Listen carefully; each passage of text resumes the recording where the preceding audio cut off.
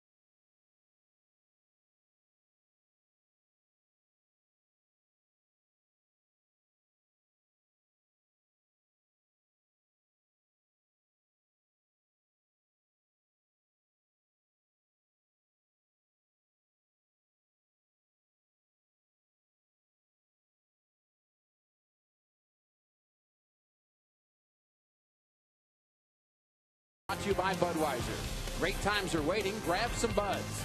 It's Chevy Truck Month. Visit your Mid-America Chevy dealers to take advantage of Truck Month offers on the all-new Chevy Silverado.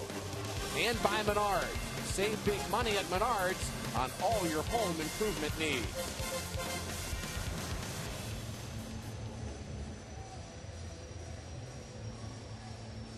Both starters ready for action here tonight. Madison Bumgarner, the left-hander for the San Francisco Giants, just 24 years of age.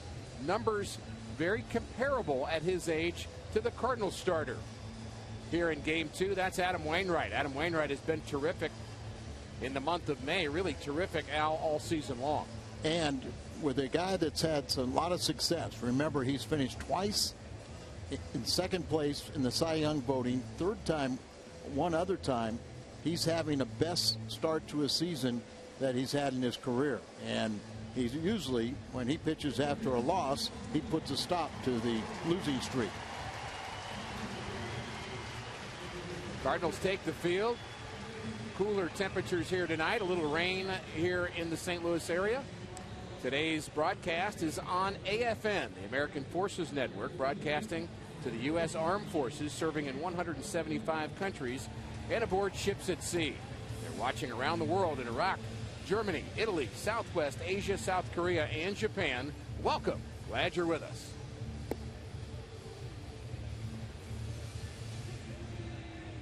Let's take a look at the San Francisco Giants lineup here for Game 2. They've been very good at timely hitting as a club. No real standout seasons going on right now, but they've got some pop, especially in the beginning of their lineup. Angel Pagan, we're going to center on Hunter Pence, who has hit Wainwright well. 4 doubles and a home run. Sandoval, Moore, Sanchez in the middle. Blanco, Crawford, Hicks, and the pitcher, Madison Bumgarner.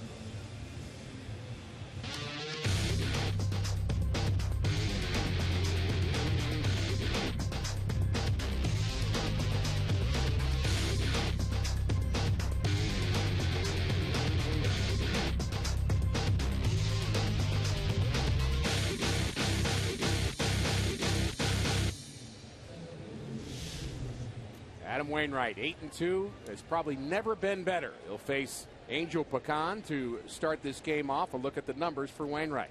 Well, the National League's biggest winner with 8 wins, trying to become the National League's first 9-game winner.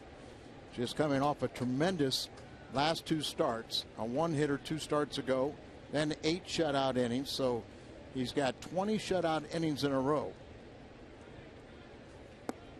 And the first pitch is on the money, strike 1. Wainwright had a streak earlier this season where he went 25 innings without giving up a run. Well, we'll see if he can surpass that. But in his last 2 starts, 17 innings, all shutouts, 6 hits, and just 1 walk, while striking out 21. So tells you how dominant he can be. Pagan, solid season at .323, and he has hit the Cardinals well in his career. .357 clip. He's a switch hitter, and he was 1 for 4 in game 1. Makes the curveball high.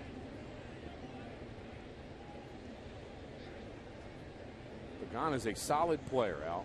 He really is. Ever since he's come to the Giants, it seems like he has really blossomed into an outstanding, not only leadoff hitter, but just an all-around player. Slaps that one fair, just inside the bag at third. Just stuck his bat out, and he's going to have a leadoff double as Holiday has a little trouble getting it, and finally in the infield, and a little bit of luck at work perhaps here. Sometimes when you're facing a great pitcher, you see Yachty set up outside, just really hits his spot. It's outside away, so he just sticks the bat out and somehow keeps the ball fair.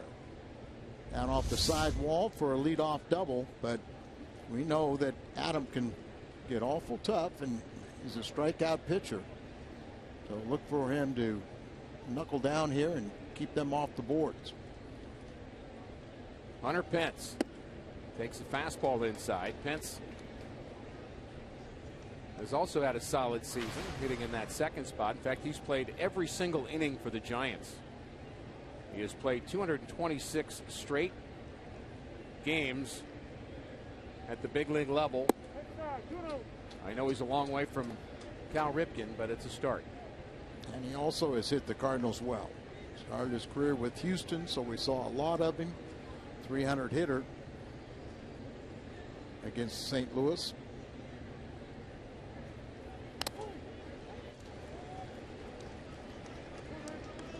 Two and one.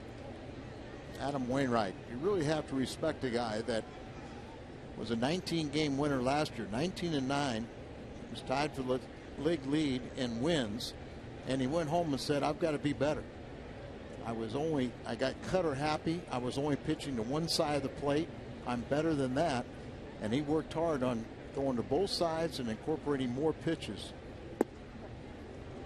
There's his patented curveball. That one stays up in the zone. He's been up a bit with his first 2 curveballs. He doesn't have quite the release point, not staying on top of it right now, but there's nobody better in figuring it out than Adam Wainwright.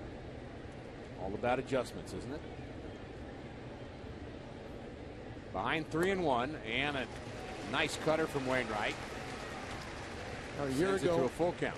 He felt that he got cutter happy, and he could only throw to, say, the outside part of the plate, and realized that really good hitters, they could pick that up, and they could, sit on that pitch away or that side of the plate. And now this year, using both sides of the plate, he really, a hitter has to pick which one they want.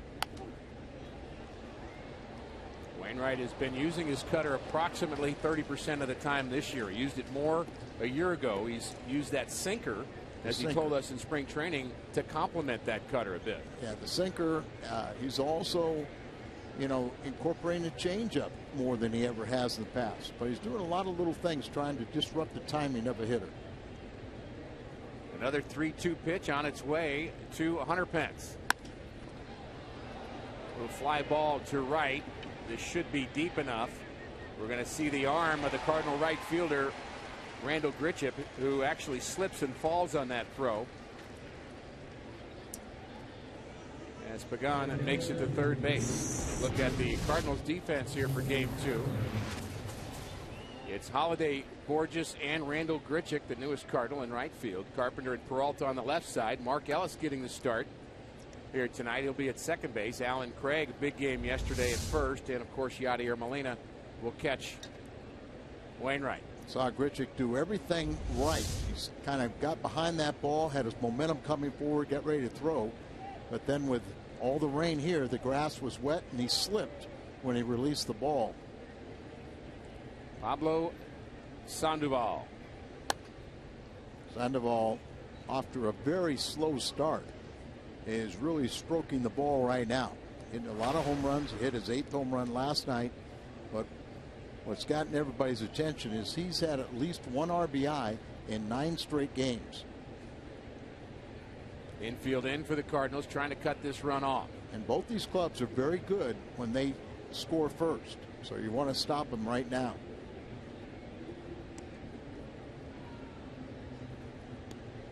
I do not remember the last time I saw a right-hander do that move to third base. Can you recall? No. Remember, they've outlawed now, if you have runners at first and third, the fake to third and throw to first. That's now outlawed. The 0-1 throws it by Sandoval. Way late on that swing. Doesn't throw as hard as he once did. But Adam is so much more of a complete pitcher.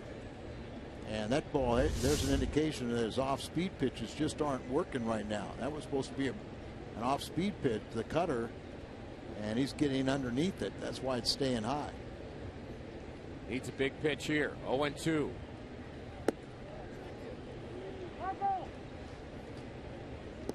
Another pitch he got underneath. Yeah, looked like he tried to repeat the cutter there with the success of the first swing.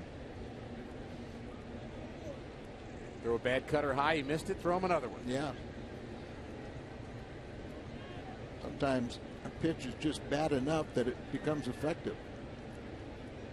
The 1-2. Interesting thing, though, is, you know, a pitch up to a hitter like this is going to produce a fly ball and could be, you know, 1-0 Giants. Sandoval 5 for 13 against Wainwright in his career. Better hitter from the left side.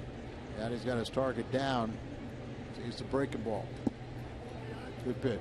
I get the impression right now that Adam's not afraid to walk Sandoval. And, you know, he's going to look for the double play ball if he walks him. He's going to go out there and pitch to him, but he's going to make Sandoval, you know, make a mistake. Trying to get him to expand his zone a bit. Not biting on that last curveball. Will he bite here? Full count. Pregame, the runner at third. Curveball bounce to the right side. Pregame won't go. And Wainwright wins that battle. Hey, still get the impression he wasn't afraid to walk him, so he was going to make sure he pitched around him, wasn't going to groove a pitch, and it paid off. He got him to tap one with the infield in. Bet one of those cases too, Al. You got an RBI guy at the plate who's had an RBI in 9 straight games. You know he is just itching to get that man in from third base, and he's going to be a little over anxious. Well, I mean, you know, when you start talking about in Giants history, guys that have had 4, there's 4 of them that have hit in 9 or more games with an RBI. Pretty good list.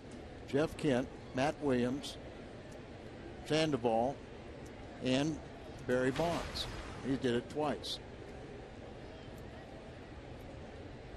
Think of all the great hitters that played the Giant uniform. That's a pretty select company. Michael Morse, broken bat, flare into center field, and that's going to be a base hit and an RBI, and the Giants are on top 1-0. RBI number 38 for Michael Morse, who hurt the Cardinals here last night with his 11th home run of the season. This is the out pitch, breaking ball. He's kind of hit there, and he tries to roll over on it. And then here's another one, little cutter right off the end of the bat. If he would have hit that like a guy 6'5", 245 pounds, it would have been carried far enough for Borges to catch that ball. But breaking the bat, it falls in front. Lucky one time and not lucky the next time. Hector Sanchez, Al, the catcher here again for the Giants, with Buster Posey still dealing with back issues. There's a jam shot, another flare to center. Who's going to get this one? Ellis calls off Peralta and makes the play. So the Giants had a little BABIP at work here in the first. It's 1-0.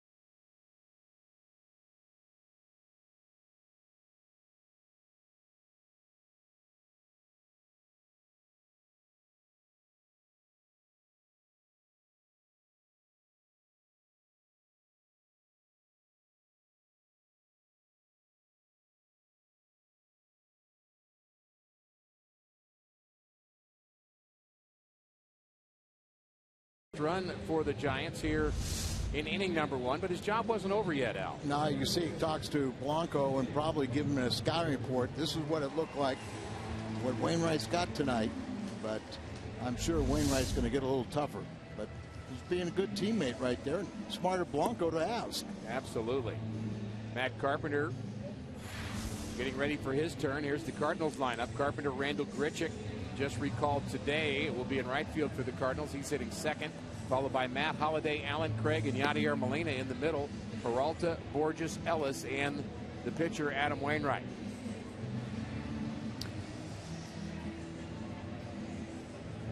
Carpenter had some at bat here last night in inning number 9, and he'll be facing the left-hander Madison Bumgarner.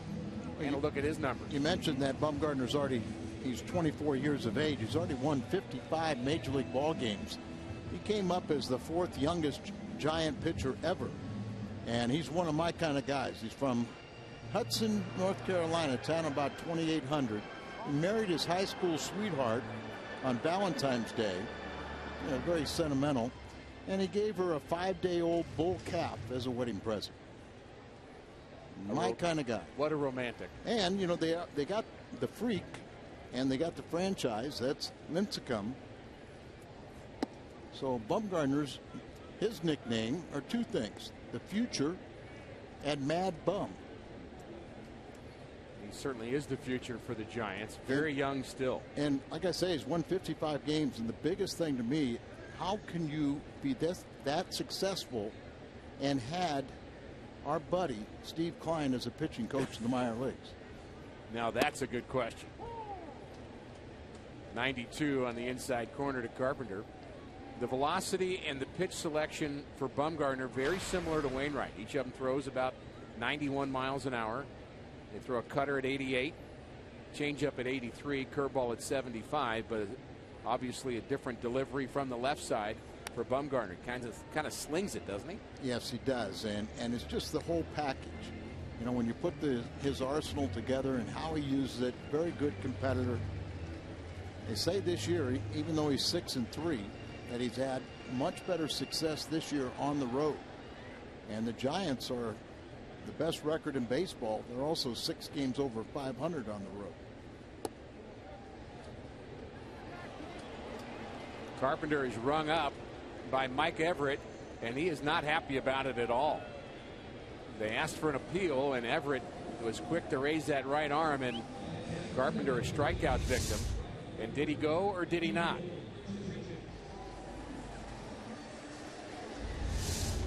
Could have gone either way, but went against Matt.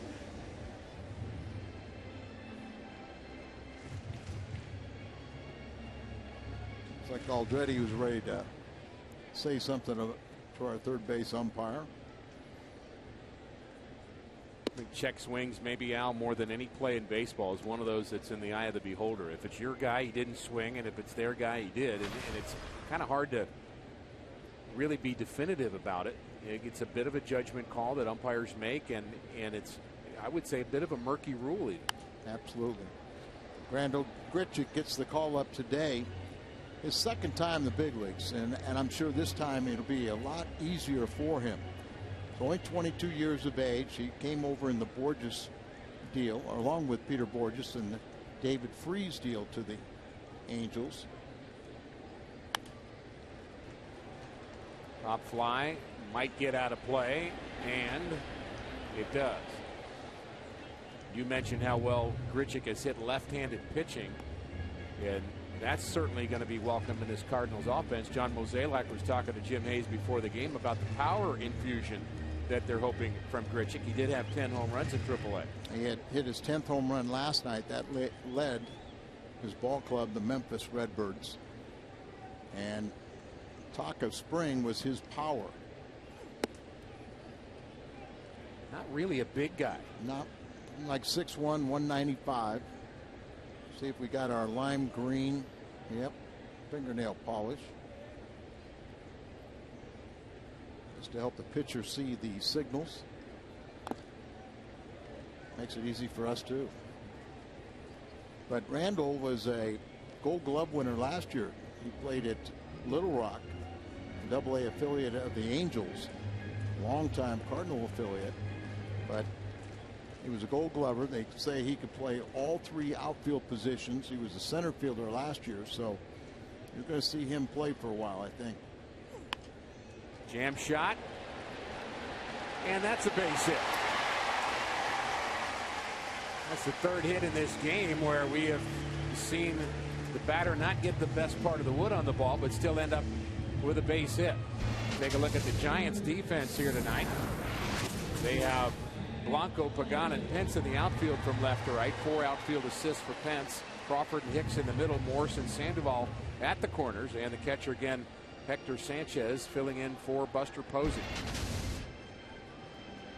And that brings in Matt Holliday with Grichuk aboard. And Grichuk does have good speed.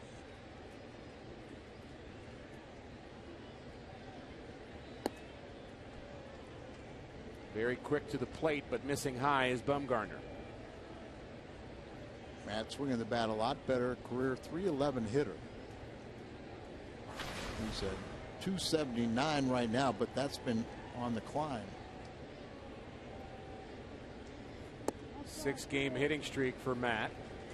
And also the first time in a long time we can say he's not the leader in RBIs.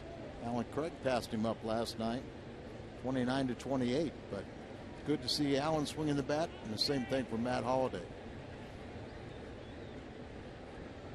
2-0. Could be a go pitch here, but first to move to first to check on Grichuk. I think fair to say, to follow up on your comment about Craig and Holliday, that the Cardinals offense desperately needs both of those two guys to produce for this team to win. Yes. Has to have the table setters. The guys in front of them have to get on base. They've got to drive them in. Cardinals have been getting very good starting pitching all year. 3 ERA for the starters. Problem is the bullpen has lost 10 games. What many people thought was going to be a real plus and a strength for the Cardinals has been a little shaky, but still a lot, 2/3 of the season left for those guys to redeem themselves.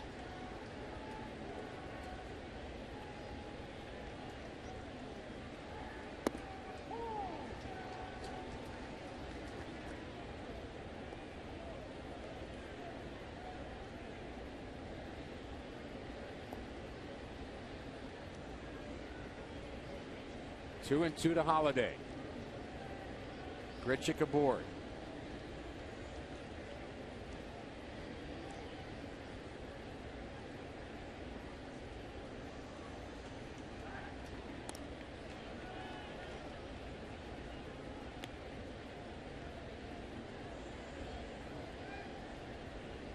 Very deep in the outfield and left and right for Holiday. Center fielder Pagan fairly shallow for a center fielder.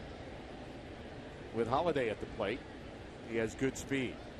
And the pitch. 3-2. Now do you start Randall Grichuk? Grichuk got pretty good speed, and I think we need to put the pressure on. We've seen Mike Matheny like to run a lot more recently when you have the right guys that got a little speed on, but you and I both wish he would have ran a little bit late in last night's game with Board Duson. Absolutely. The payoff pitch not running, and it's a called third strike on the inside corner. Holiday frozen with that fastball and 2 strikeouts in the inning for Bumgarner. Every umpire has a strike zone, but sit there and as you're a hitter and it's too close to take, but when it's down coming sweeping across the plate and at your knees, it's hard to stay in there. Ron Kulpa, our home plate umpire, he's the crew chief. And from St. Louis, Marcus Patillo at first base today, and Lance Barrett and Mike Everett, who's already made a call that Matt Carpenter wasn't too happy with. It's part of the game, isn't it? Dealing with the frustrations of it. Whether it be a blue pit, maybe a check swing that you don't like to call, a fastball off the inside corner. It's just part of the psychological reality of being a Major League Baseball player. Yeah, I played before your era, but I think they have more confrontation with the umpires today than we had. Well, you guys certainly got it out in the open. If you did have a confrontation, you were serious about it. I think about the now Leo DeRocher before you, but Billy Martin. Billy Martin, you know, Earl Weaver. Yeah. A little bit of Tony and Lupinella. You know, but the umpires had a job to do, and we respected it.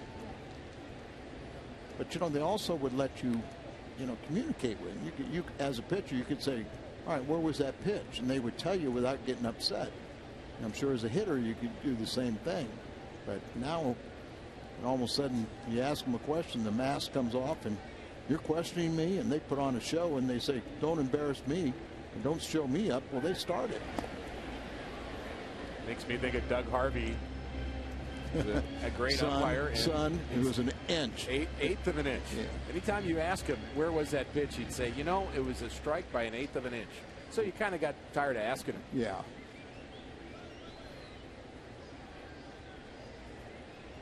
His eyes must have got better. It was an inch with me. It was an eighth of an inch with you. Yeah, he got better when he got older. Absolutely. Craig jammed and fouls it off. Allen hitting much better with runners in scoring position of late. 5 for his last 10 when he's had that opportunity. And we know how good he's been in his career with runners in scoring position. After a slow start, as you said, he's picking it up, and now the team leader in RBIs with 29. Last 2 years, he was the best in all of baseball, driving in runners in scoring position. Much more dangerous at bats of late for Allen Craig. The 1-2. Call third strike out of the inning. Craig doesn't like that call. Good start for the Giants left-hander. He leads 1-0.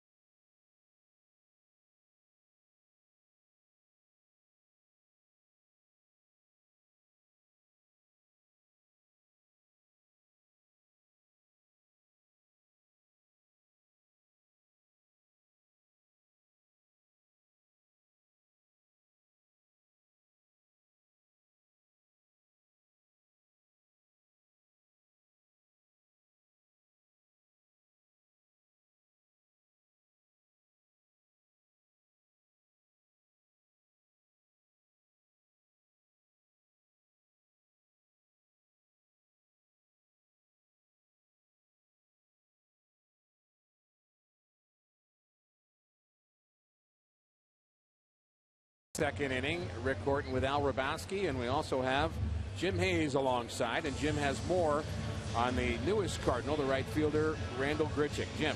Yeah, Grichuk didn't hit all that well in his first stint with the big club. Small sample size, just 9 games. He was 3 for 21, but he feels like he's better prepared to have more of an impact this time around. He told me 2 reasons for that. He told me he was dealing with jitters the first time. The fact that he was realizing his lifelong dream playing in the majors made him a little nervous. He says he's better prepared to deal with that.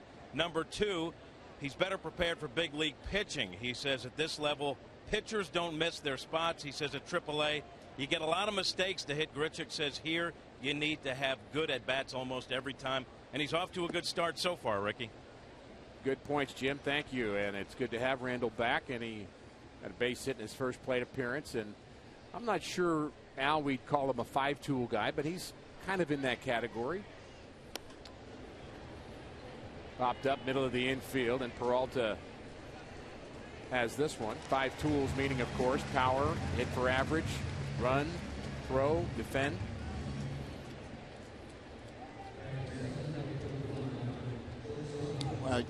You know, Oscar Taveras, everybody recognizes is supposed to be the #1 prospect in the minor leagues.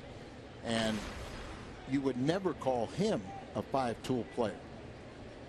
And I agree with you, Randal Grichuk is much closer. You know, he does have a strong throwing arm. He runs better than, you know, the arm is much superior. He runs better. Probably has a little more power, too.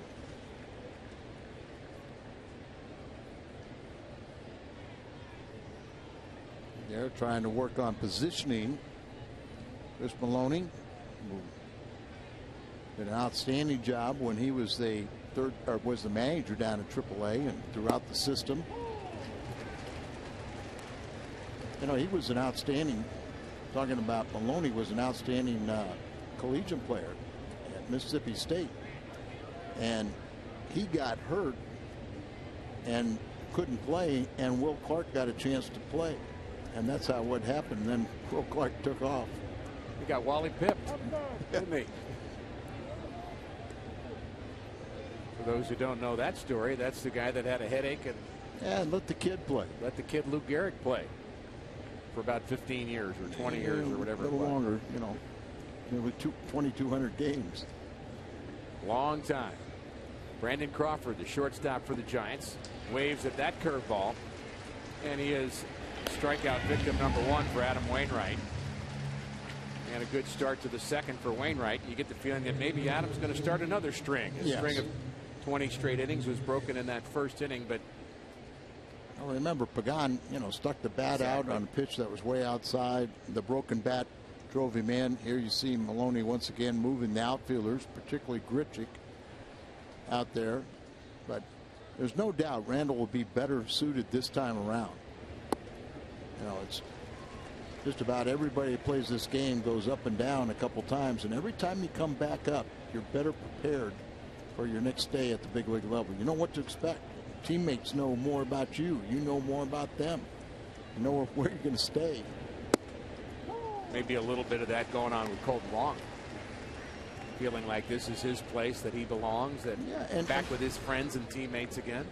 Well, and that's it. You know, you come up 2 or 3 different times, and then all of a sudden you go, wait a minute, I can play with these guys.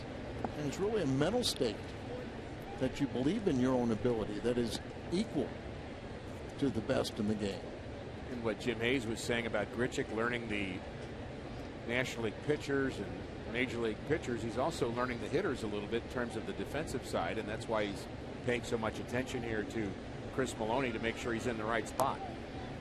There's so much that goes on with the coaching staff and the teaching, that they do so much more than what you ever, even when I played or you played, or they'll change position according to the count. You know, it gets so detailed now, and they get printouts of what the tendencies of pitcher, what he's going to throw on each count.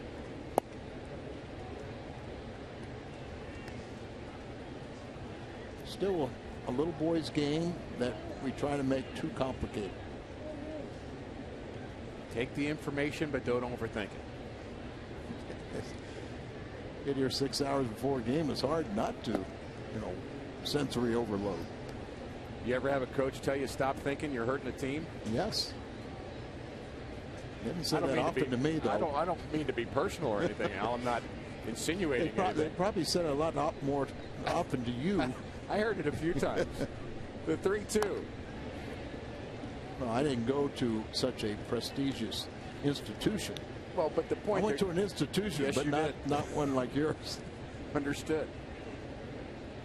But their point is, you can overthink this game a little bit, and there's a natural flair, and Oquendo and John Mabry and Chris Maloney, all the Cardinals coaches want the players to keep that feel, but also be prepared. And isn't it interesting that we always talk about the great teacher of Cardinal baseball, George Kissel? That was what he would preach, that it's a simple game, and don't overthink.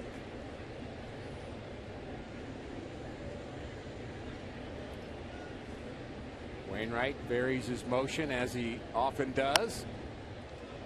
That pitch fouled off. One of the things we see with Wainwright is he changes speeds, Al, multiple ways, not just from pitch to pitch, curveball to slider to changeup to cutter, but also the way he goes through his mechanics, over his head sometimes, keeps his hands low, will double clutch a couple of times in a game. Well, he noted that hitting is all about timing.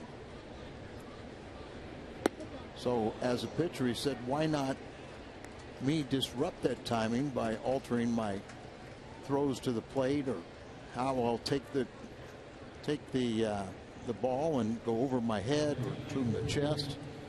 He's doing a pretty good job of getting these strikeouts looking. Here's your 5 best in the National League. And there's something about blowing people away where they're always swinging, but it's also something a little more crafty about, you really think of the really masters that will fool a hitter so badly that they can't swing. You think about guys in that category that you feel like you have to guess against, and then when you guess wrong, you're done. You might as well not swing. Wainwright in that category. Cueto on that list, certainly in the category. Cliff Lee. Colon's a great example. Yeah. 40-some years of age, doesn't throw anything up there, but he's got you guessing all the time, and a lot of times you'll guess wrong and don't pull the trigger. Bumgarner at the plate. Hicks the runner at first. 1-0 San Francisco, and a jam shot to left, and another hit for the Giants. And that'll send Hicks to third. Bumgarner has not been a great hitter in his career, but he's off to his best start with the bat. He's hitting at .238 coming into this game. Set up away, the ball's on the inner part of the plate, and he just turns on it, jams it, but just muscles it out there and gets a base hit. And already the third hit, 4th base runner. Back to the top of the order, and Angel Pagan. He doubled, as Al said, stuck his bat out really, and really a nice piece of hitting. Ended up with a double. Later scored on the base hit by Michael Morse.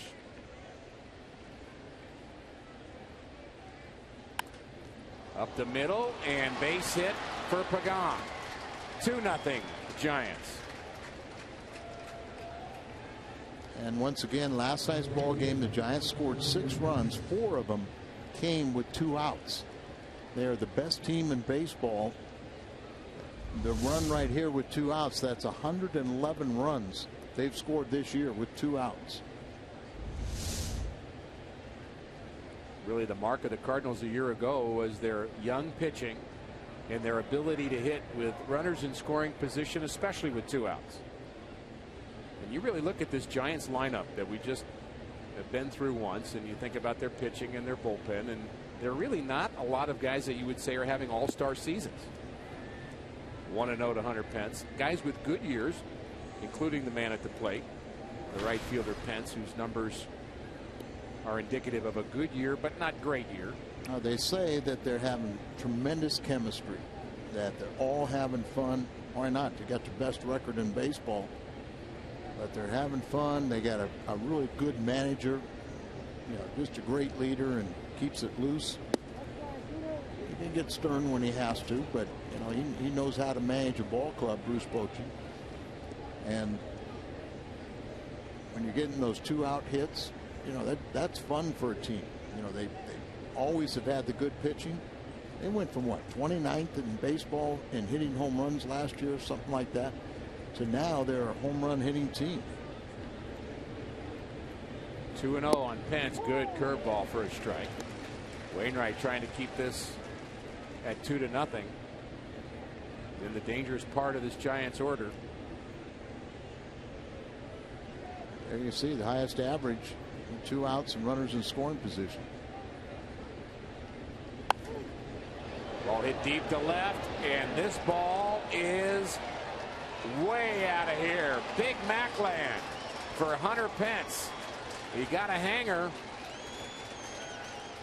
and his 3-run home run gives the Giants a big early lead, 5-0. Wow. That's only the 4th home run allowed by Wainwright, and probably the first 3-run home run. Derek Lilliquist wants to come out and talk to his ace, who is struggling here tonight.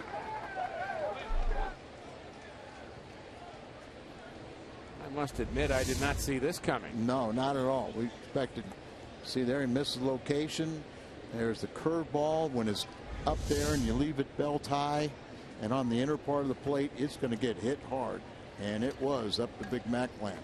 Well, you noticed he did not have his best breaking ball out of the gates in the first inning. We thought when he retired the first 2 batters of this 2nd inning that it was going to be okay. Had the 8th place hitter and walked him, and then the pitcher spot, and it's just getting away from him. But Adams the type of guy that he can regroup, but it's going to be another uphill battle for the Redbirds.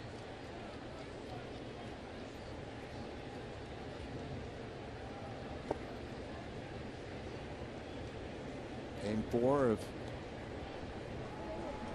LCS 2012.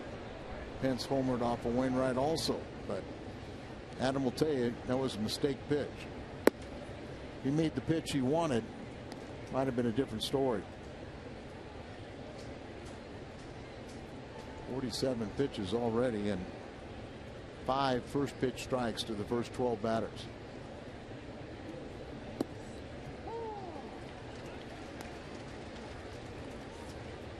Really a shocking beginning to this game.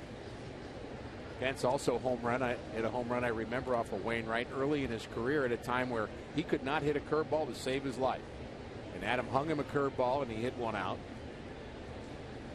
And that's essentially what he did there. You know, and I mean, how many times have we seen Hunter Pence? You get 2 strikes on him, you throw a right-handed batter, you throw a breaking ball on the left-hand side of the batter's box and he'll swing at it. But when you leave it on the middle half and it's up, that's what could happen. The 2-2. Bounce foul.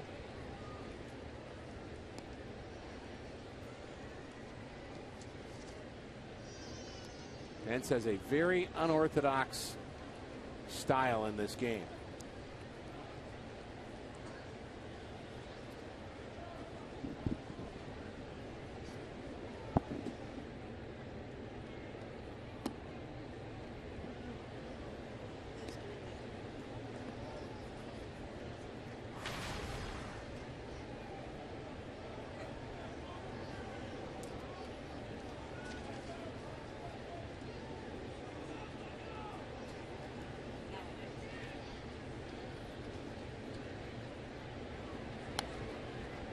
Another hanger and a big swing from Sandoval. Wainwright just not right here tonight. No. 5 runs, 5 hits in the early going for the Giants, including a 447-foot home run by Hunter Pence, his 7th of the season. And the Giants off to a fast start here on a Friday night in St. Louis.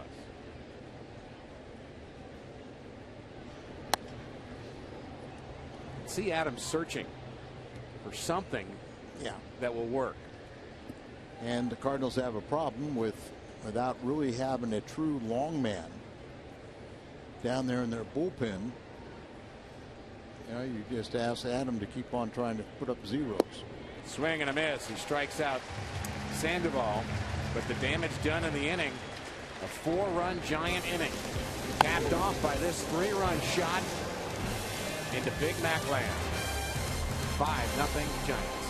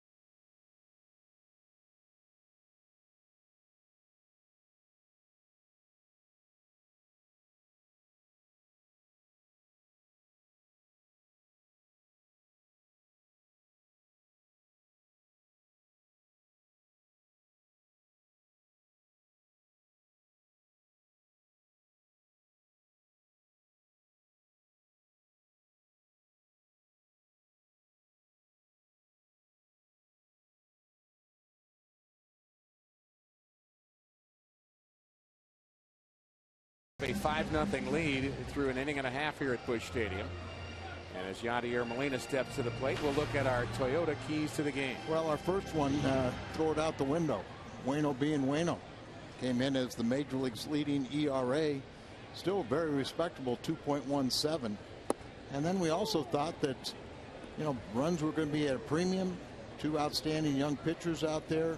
The Cardinals were going to have to take advantage of every opportunity, scoring opportunity they were going to get, because they probably wouldn't have many in this game. Hard hit. Nice play by Sandoval in the backhand, and he throws out Molina, robbing a double. That ball was smoked. The Panda, the Kung Fu Panda, he's committed 6 errors, but more times than not, you see these type of defensive plays. Right down the line, hard hit, spins and throws. See him go well to his left, but he plays pretty solid on both sides of the game. I found it very interesting that when he was a young player, he wanted to be a catcher. He looks more like he's built like a catcher. And he was left-handed. And when he was 9 years old, he was told that if he was going to be a catcher, he'd have to throw right-handed. So he switched and started throwing right-handed so he could catch. And the switch hitting continued throughout that. He finds himself as a big league third baseman. Probably still helpful being right-handed playing third. I would agree. You wouldn't want to put him in the outfield, probably.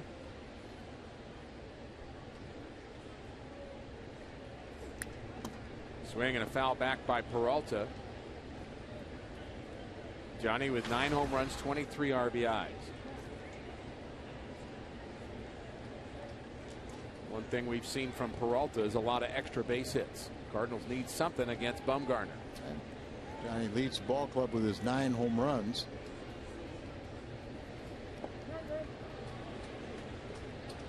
And he can't hold up.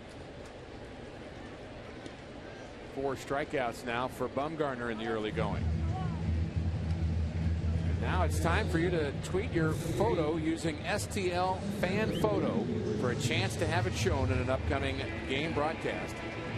As always, brought to you by AT&T. Very pleasant evening here at Busch Stadium. Temperatures, we mentioned, low 70s. Rain earlier. About 10 degrees cooler than last night. Fairly muggy here at the ballpark. The Cardinals dropped the first game of the series 6-5. On the storms through the St. Louis region in the afternoon, but usually means that they clear out and you have a very nice evening, and we have, except for the score.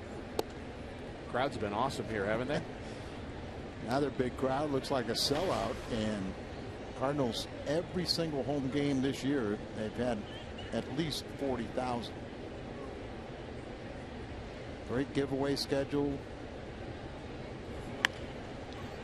Ground ball left side, and Borges, who runs well, is a tad late at first. Bumgarner on a roll. Cardinals looking up 5-0.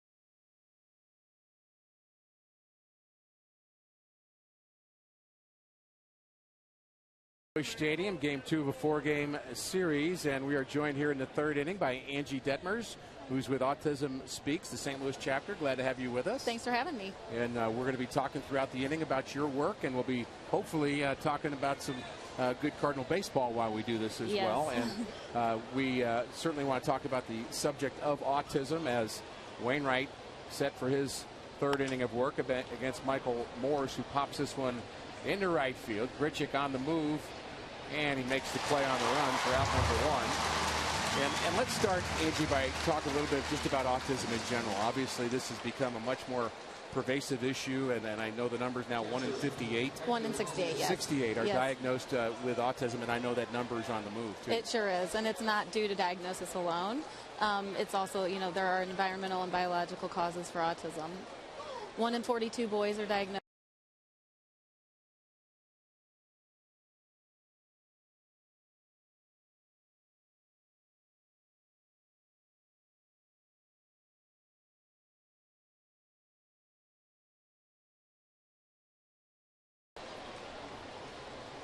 Wainwright facing Hector Sanchez, working in here in the 3rd inning. The Cardinals trailing by 5. And we are with Angie Detmers, who is the executive director of Autism Speaks. And at this point, no cure for autism, and treatments are still underway, and research is underway to try to find a cure. Correct. And that's what we do at Autism Speaks, is we fund research to find the treatments, causes, and preventions of autism. While we do not know the answers, that's what we're trying to find out. But we do, our research has funded research that, you know, we now can get a diagnosis between 18 and 24 months, and that's really important. Yeah, that's a great comment, too, Angie. Just, I know from personal experience with my niece the importance of early detection, and also some friends that I've known and do know that are dealing with the reality of autism, that it's really important for parents to learn about that early detection so you can kind of help with treatments and get the young boy or girl started off on the right foot. Right. The earlier you get a diagnosis, the earlier they can get into those treatments that we talked about, which can help them reach their full potential. So how can people learn more about what your work is with Autism Speaks? What would you direct them to? To our website at www.autismspeaks.org, and they can call our office at 314-989-1003. 2 outs for the Giants here in the 3rd inning. The strikeout of Sanchez brings in Gregor Blanco, who hurt the Cardinals' here last night. 3 for 4 night for Blanco, hitting from the left side. And he takes ball 1 from Wainwright. And autism, of course, it's not new, but it's certainly, I think, getting more understanding about how much more funding is needed compared to other things that young people deal with. Autism, the funding level not up to maybe some other issues that kids deal with and parents deal with. So Correct. that's one of the things you're out on a crusade to do. Right. We receive less than 5% of the federal funding than other less prevalent childhood diseases and disorders. And so at Autism Speaks, we're trying to get a national strategy for autism. So we are advocating at the federal government level to help our families. So appreciative of your advocacy there, and thinking again about the dear friends that I know that deal with autism, and really appreciate your work. And Wainwright gets a strike to Gregor Blanco. And again, we've appreciated the visit here. Angie Detmers is the executive director of Autism Speaks, and we want to make sure that folks learn more about how they can help. Thanks for being with us. Thank you. Wainwright, 2-2 to Blanco.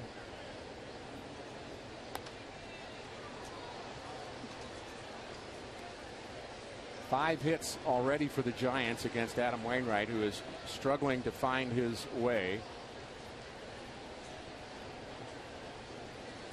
A 4-run second inning. Homer Pence, 3-run home run. The big blow. Cardinals will have Ellis, Wainwright in the top of the order. In the bottom of the third, have managed just 1 hit against Bumgarner. And here's the curveball that's been missing in Wainwright's arsenal.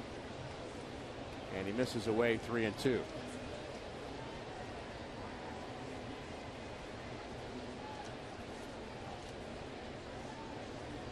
Full count delivery is fouled back. Again, for those who are interested in finding out more about autism, Autism Speaks has a website and plenty of information about how you can get involved and get support for your friends and family dealing with autism. 1 in 58 children diagnosed. There's a base hit up the middle for Blanco, and the inning continues. And since Blanco is aboard, we can bring you back in here, Angie. The cost for dealing with a young man or a young woman or a child that has autism, wherever they may be on the spectrum, the cost is skyrocketing. It is. It's between $1.4 and $2.3 million over the lifetime, depending on the medical severity. And autism costs the nation more than $137 billion a year. So that national strategy is really important, as I discussed a few minutes ago. And again, the trajectory of, I remember the number 1 in 85. I also remember 1 in 120. Right. But again, 1 in 58 children. That's just incredible. It is. And the diagnosis, it probably is closer to, maybe 1 in 38. We did a study in South Korea where they did a different type of methodology to find that study, and they found that 1 in 38 school children had autism, and they really think that it's probably closer to that number. But right now, the CDC's number is the 1 in 68. So it's staggering, and every day more and more families are faced with the diagnosis of autism.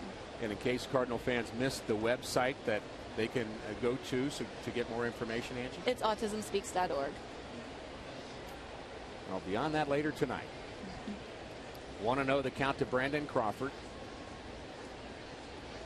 Blanco has good speed, 6 stolen bases, the runner at first. And he can't hold up a 1-1. Again, we're visiting with Angie Detmers. The Cardinals, of course, very supportive of a lot of causes and a lot of work that goes on in the community, but this one is certainly dear to me, and I know to you, Angie, and Cardinals very happy to have you with us here for our telecast to talk about Autism Speaks and your work as Wainwright hits that inside corner. And what if you had one quick message to tell anybody out there that's either struggling with the reality of autism or maybe unsure about how to help or how to get involved or how to know more, or are we maybe dealing with this and we're not sure, parents with young children, what would your message be to them? Number one, they're not alone. And I mean, there's a lot of parents and families that are out there. And 2, there's help. And check out our website at autismspeaks.org, and we can get resources for them there. Angie, thank you so much for the visit. Appreciate you. that. Wainwright strikes out Crawford. Cardinals trailing by 5.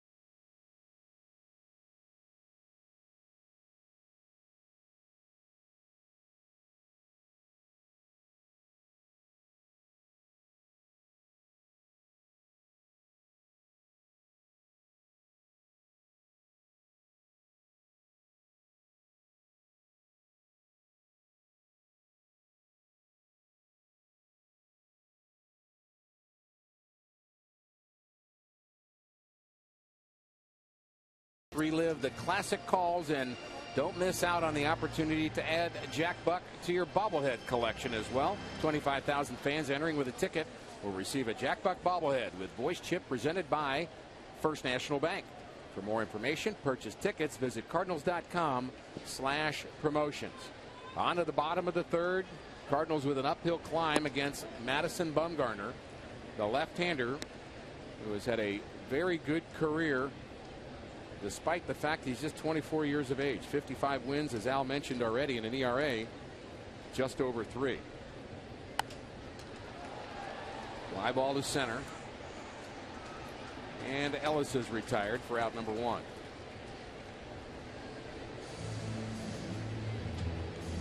Tomorrow, it's a full day of MLB action on Fox and Fox Sports 1. The Braves take on the Marlins on Fox Sports 1. And then it's Baseball Night in America on Fox as the Rays battle the Red Sox, or the Pirates take on the Dodgers. Doubleheader begins Saturday at 2:30 on Fox Sports 1 and continues at 6 p.m. on Fox. Adam Wainwright, .296 batting average. He's really swung the bat well this season. Shortened up his swing. Has a couple of RBIs, and as we've mentioned, the Cardinals need base runners. Need to start chipping away as early as possible. Waves at that curveball. 0-2.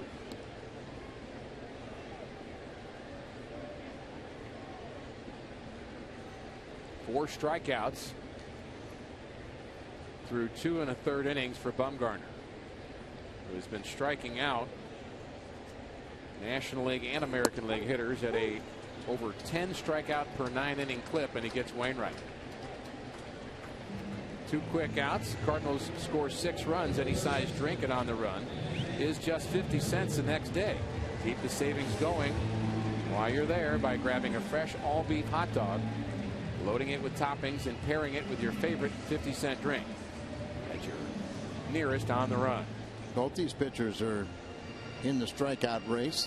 Adam Wainwright came in with 77. He has 4 on the night, and Bumgarner was 75, and he has 5 on the night.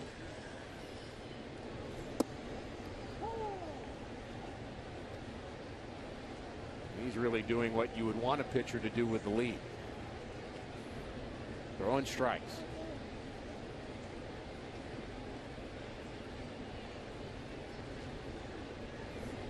Never understood that comment. People used to talk about when you get a lead, as we look at Carpenter and the third base umpire that rung him up his first plate appearance, but they talk about pitching with a lead can be tough, Al. I don't want him on my team if he can't pitch with a lead. Wouldn't you prefer that? Yeah. I mean, it was really an age-old saying that, oh, you know what, you get that early lead, boy, it's tough to pitch, it's tough to bear down. Well, gee whiz. It's the old story, you know. I mean, you're pitching against their offense. You know, Wainwright's pitching against the Giant offense. He's not pitching against his team. So you go out there with the same game plan. You're going to throw a shutout. If they score 1 run, you're going to keep them to 1 run.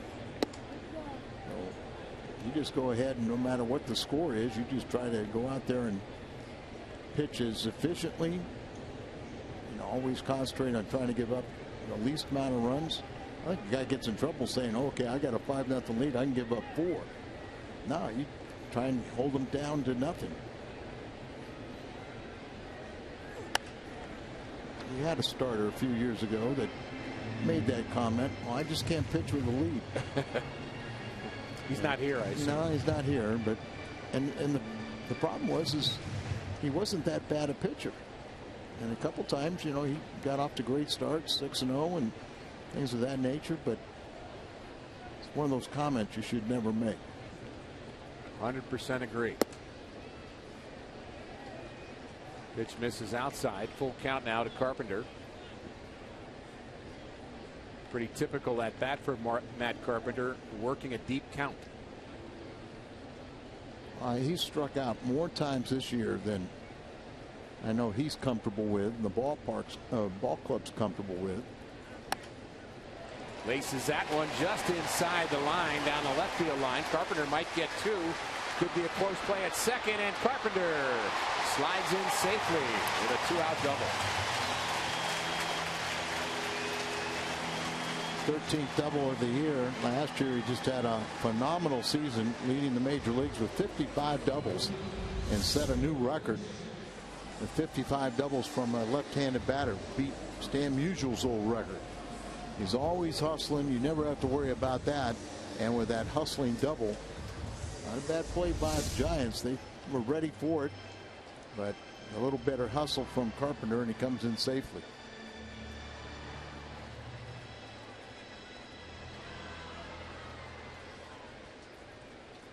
Love to watch kids smiling in the stands. Plenty of them on hand here tonight. Would like to see Randall Grichuk come through. Had a base hit in his first plate appearance. Had 32 RBIs, 10 home runs, .315 average for Memphis, .450 batting average against left-handed pitching, and almost a .600 slugging percentage for the year.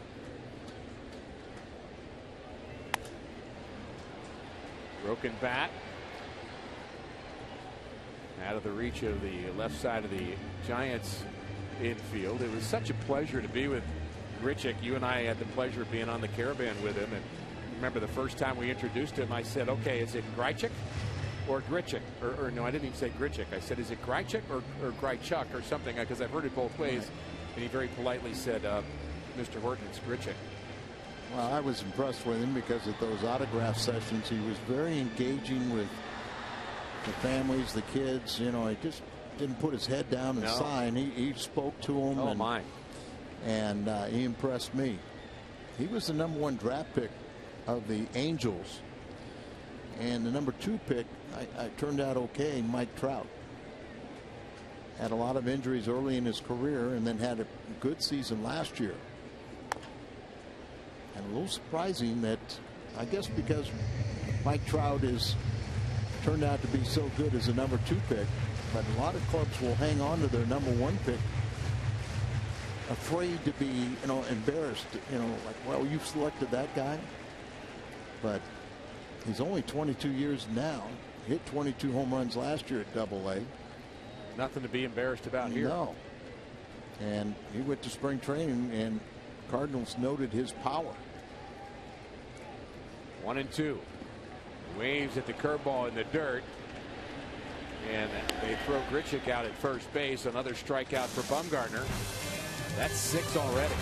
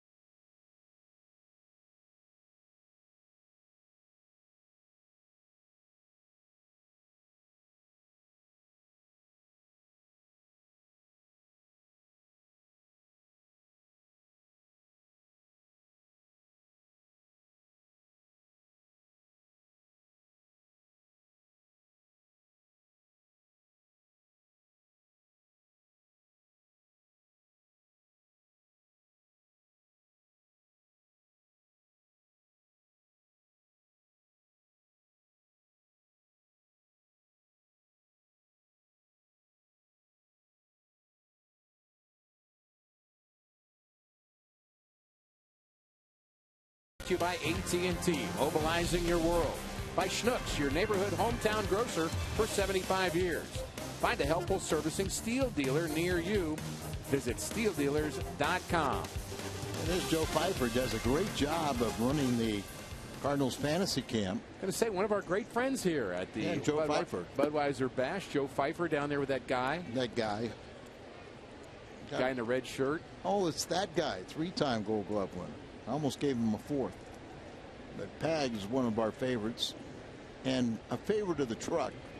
So we were playing a little joke just talking about Pfeiffer, who is another one of our good friends. Pags, outstanding Gold Glove catcher. And still really keeps up with the Cardinals, too. Yeah, very involved down in Arkansas. And went to the university and has a great foundation down there and does a lot of work with the youth. He's a Razorback.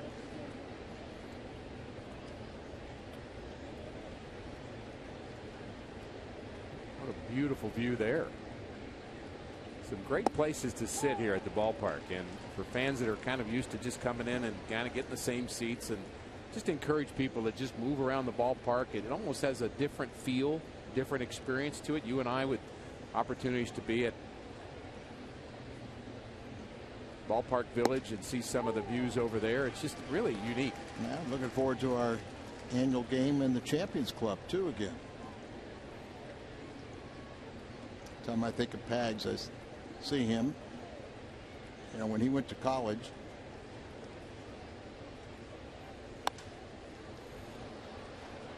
Popped up. Ellis pointing out the ball as for a second board just needed a little help, makes the play.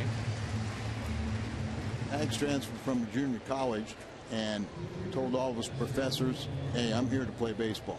I'm here to play baseball, and you know, and won't be here long, blah blah blah. And there was another player that did get to the big leagues and did spend a little time with the Cardinals, and so we won't mention his name, but he went to every class, was very a conscientious student, and flunked out. And Pags didn't go to class and stayed eligible. I think, did he go to the University of Virginia with that background? No. I just really appreciate Al Raboski's tips on successful college work and preparation and effort. Yeah, that was Pags'. All of parents across our viewing audience are just so excited with you right now, Al. 2 quick outs for Wainwright here in the 4th. Look at some of the great Cardinal catchers of all time. I see Yachty right there. Got a chance to be the absolute best. He stays injury free, keeps on hitting and catching as well as he'll be the best, and he'll end up at Cooperstown. But Pags was very, very solid. Through to Simmons and Joe Torre. But you know, and you got Mike Matheny in there.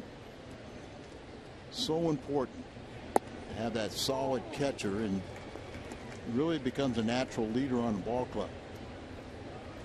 It's just so much more responsibility that goes to a catcher, and one of the reasons why you see so many catchers that become managers. My feeling about that position is, if you're going to be a catcher in the big leagues, you're going to lead one way or the other. You're going to either lead positively or negatively, but you're still leading. If you've got a catcher that's very selfish, and you and I have had those over the years where the catcher comes out to talk to you on the mound in the 4th inning of a game and he's talking about his last at bat, where the guy rung him up on a pitch. You don't care about that. You're trying to figure out how to survive. Those guys are leading, but they're leading incorrectly. I remember when I was down in Atlanta, there was a catcher down there and pitcher. They were best friends, but the pitcher was really struggling that night. And the catcher came out and he finally told me, he said, look, I'm having a hard enough time battling their team. I don't need to battle you too. And you can have, like you say, a very positive, or you can be a negative effect. And we obviously know Yachty is strictly positive.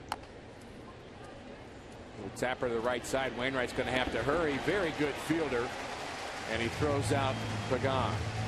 Cardinals very fortunate to have that man. Now they need some runs.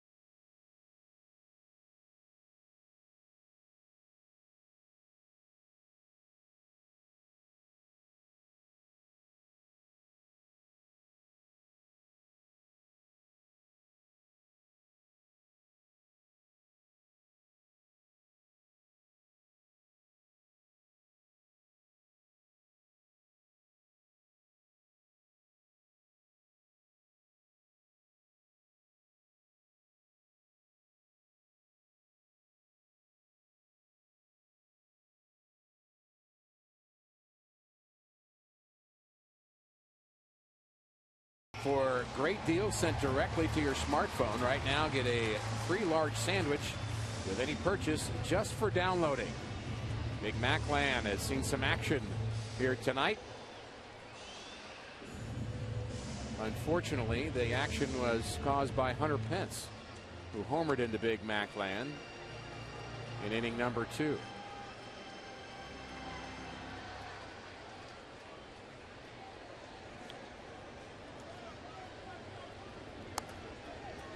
Holiday swings at the first pitch, bottom of the 4th for the Cardinals. And we talked about the kids on hand here tonight. Some more smiling faces. Yes, they prefer that the Cardinals were leading, but they're having a good time at the ballpark anyway. You know, I think, Al, about the number of games I saw as a kid, big league games, I can't remember any scores. Who won? I can tell you guys that played. I saw Roberto Clemente play. I saw Mike Shannon play. Saw Bob Gibson pitch. Saw Nolan Ryan pitch. Saw Willie Mays play. But I have no idea what they did. So far, I played against every one of those guys that you saw as a little kid. So let me add, I saw Al Roboski play. I remember my first major league game that I went to was at the old LA Coliseum. I'll leave out the best part of my memory, but it was after a Duke Snyder home run. One of the all-time greats.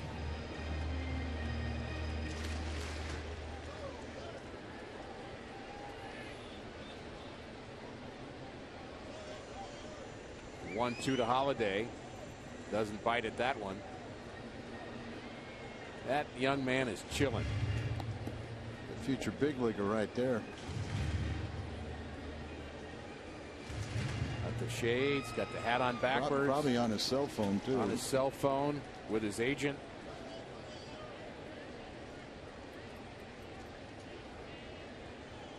The 2-2. Holiday struck out on a very similar pitch, his first plate appearance, one of 6 strikeout victims. Got caught on that fastball inside, but we've seen him swing with much more authority at that pitch inside. I think his timing is coming around. Well, he's a career .311 hitter, so almost the same pitch that he rung up on time before.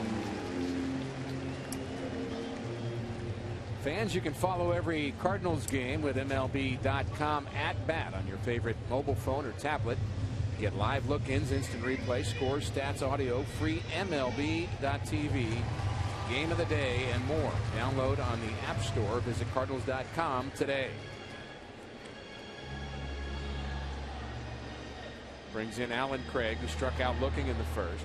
Only in the 4th inning. You're down 5-0, but start pecking away, chipping away right here, and get right back in it. Really important in the middle innings to give yourself that shot late. We know how good the Giants bullpen can be, and has been. And they're very good, but we also saw Romo, who picked up his 17th save last night. You know, the left-handed batters are having some success against him, and we've got a bunch of those left-handed batters on the bench tonight with the left-handed starter. That includes Daniel Descalso, who had a good at-bat here last night, Colton Wong, and John Jay. All 3 of those will hit from the left side, and Matt Adams still, we think, not available. Possible. No, yesterday you knew he was not available. Today there is a possibility that Matt Adams could have been interesting last night if he could have been able to pinch hit. He's dealing with that calf injury. There's Colton Wong, but Matt Adams with the calf injury, and he did pitch hit 2 nights ago. And I talked to Bruce Bochy today, and he was much aware of that he had pitched hit and was fearing him. Broken bat, ground ball left side, and a wild throw gets away from the second baseman Hicks. Everybody's safe. Maybe that's the break the Cardinals need here tonight. A lot of times it is. You just wonder if Hicks started getting feeling the pressure of Matt Holliday, a big man with a vicious slide. If he started hearing footprints, because that throw really wasn't that bad. Get a good look at it here. He's leading him a little bit, but that's catchable. But he might have been. It should be the E4, right? That reminds you of Holiday going into Marco Scudero. Right, and maybe Hicks is going, oh, where's that big guy coming? I'm sure he's seen that video. And you know, and he's trying to lead him, but Hicks really wasn't moving his body towards first base. And the Cardinals capitalize here in the 4th inning. Holiday and Craig, the runners. Molina now at the plate. And he takes ball 1. And that's what you have to do. You have to capitalize when a team gives you an extra opportunity. That should have been a double play. A little slow in developing, perhaps. Maybe that threw off the timing between Crawford and Hicks. Almost like he had a hard time getting it out of his glove, or he just wasn't quick with it. But you're right, should have been a double play.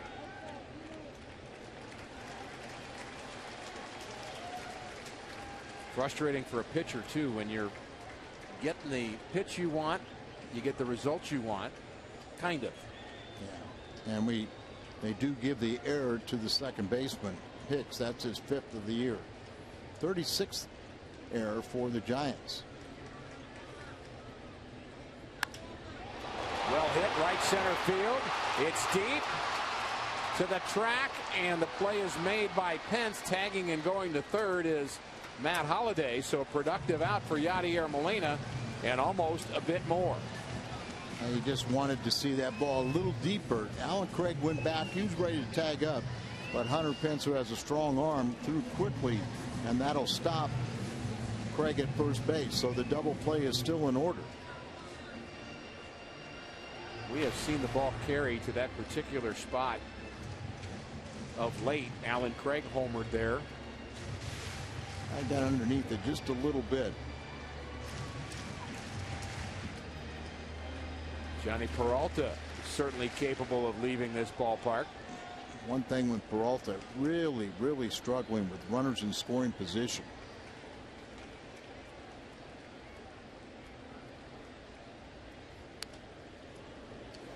He's got 9 home runs and 23 RBIs, but he is not getting the job done with runners in scoring position. But I would say overall, in his first year of the big contract as a free agent, he has surprised us with his power and really surprised us with how solid defensively he's played. Agreed.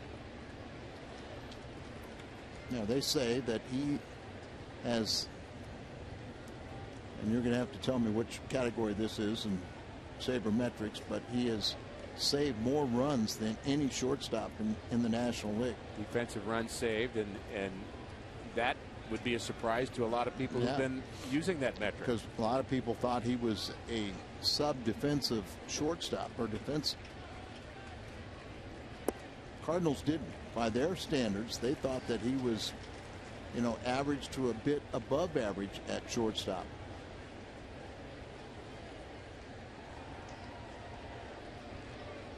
Seems to be more and more comfortable. Ballpark Village waiting for a 3-run home run. Get right back in this game. Ground ball left side. Sandoval to second for 1. Quick turn this time by Hicks as he gets Peralta and thwarts the Cardinals rally here in the 4th.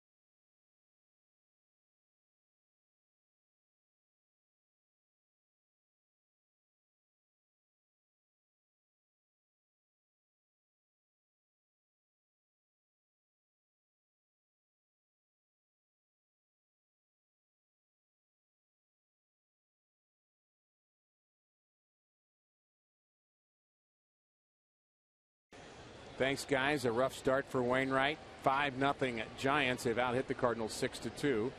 And it'll be Pence, Sandoval, and Morse in the Giants' 5th. And the big blow in this game came in that 2nd inning. Hunter Pence got a hold of an inside curveball, a hanger from Wainwright, and hit it into Big Mac land. Wainwright jams him with a fastball there, 0-2. If Adam can somehow keep this out at 5 runs and get through 5 or 6 innings, he'll be giving his team a chance. Well, I believe he'll do that. And a little shaky, more unluck in the 1st inning, but then the 4-run 2nd inning. Little bloop to right, and calling off Grichuk as the center fielder Borges. A couple of Angels, ex-Angels, communicating there. Kind of a demotion, isn't it? Going from an Angel to a Cardinal. In a matter of speaking. In a matter of speaking. Yeah, I think you're right about that. You know, going not baseball wise, but I'll have to check my theology on that one. anything you want me to help you with? We'll work on that between innings, you and I. How's that? Pablo Sandoval rakes that one to left field between Carpenter and Peralta. 1 out hit for Sandoval, so his hit streak continues. Still looking for that RBI here tonight, but how many hits have they hit outside of the strike zone? You think you're making a pitch. Of course, sometimes as a pitcher you get in trouble. You say, okay, I'm going to throw this pitch here, and that'll set it up for me to get you out with this pitch, but you never get to that out pitch because they hit the pitch before. Adam Wainwright due up 3rd in the bottom of the 5th inning. That activity in the bullpen. He's at 89 pitches. He'll get his work in one way or the other. Looks like Seth Maness, I believe, is throwing in the bullpen. You're always stuck as a manager trying to figure out when to pull your starting pitcher. You could say, well, that might be best for Adam Wainwright to get him out of this game and trailing by 5, and don't make him throw 120 pitches in a game where he's struggling. On the other hand, you're going to have 4 innings that you're going to have to get out of your bullpen. Well, the Cardinals, it's not a problem unless you know, because they usually have starters that are going to be very, very competitive, and Adam Wainwright is the best. But they really have 7 1-inning relievers down there in the bullpen. They don't have that long man. Say if Joe Kelly was off the disabled list, you know, you'd have a decision, and we would assume the way Garcia's been pitching, he would stay in the rotation and Kelly would be the long man. So if you have a bad inning like Shelby had earlier this week, or Adam. There's that drive into the right center field gap, and this could be a double for Morse. He's digging for 2, and he slides in safely, hanging onto the bag. So a gapper for Morse, his 2nd hit. And runners at 2nd and 3rd for the Giants. Morris, big, strong guy. Too much to the plate. I think they try to keep the ball away from him or go way inside on him. And Mike Matheny may say, Adam, appreciate the effort. Just not happening for you tonight. Throw 92 pitches. May ask the Cardinal ace what he wants to do here with 2 men on and 1 out, and he's going to go to the bullpen. I think it's the right move. Not Wainwright's night. See if Seth Maness can bail him out. Here in the 5th, 2 runners aboard. One of them hanging on.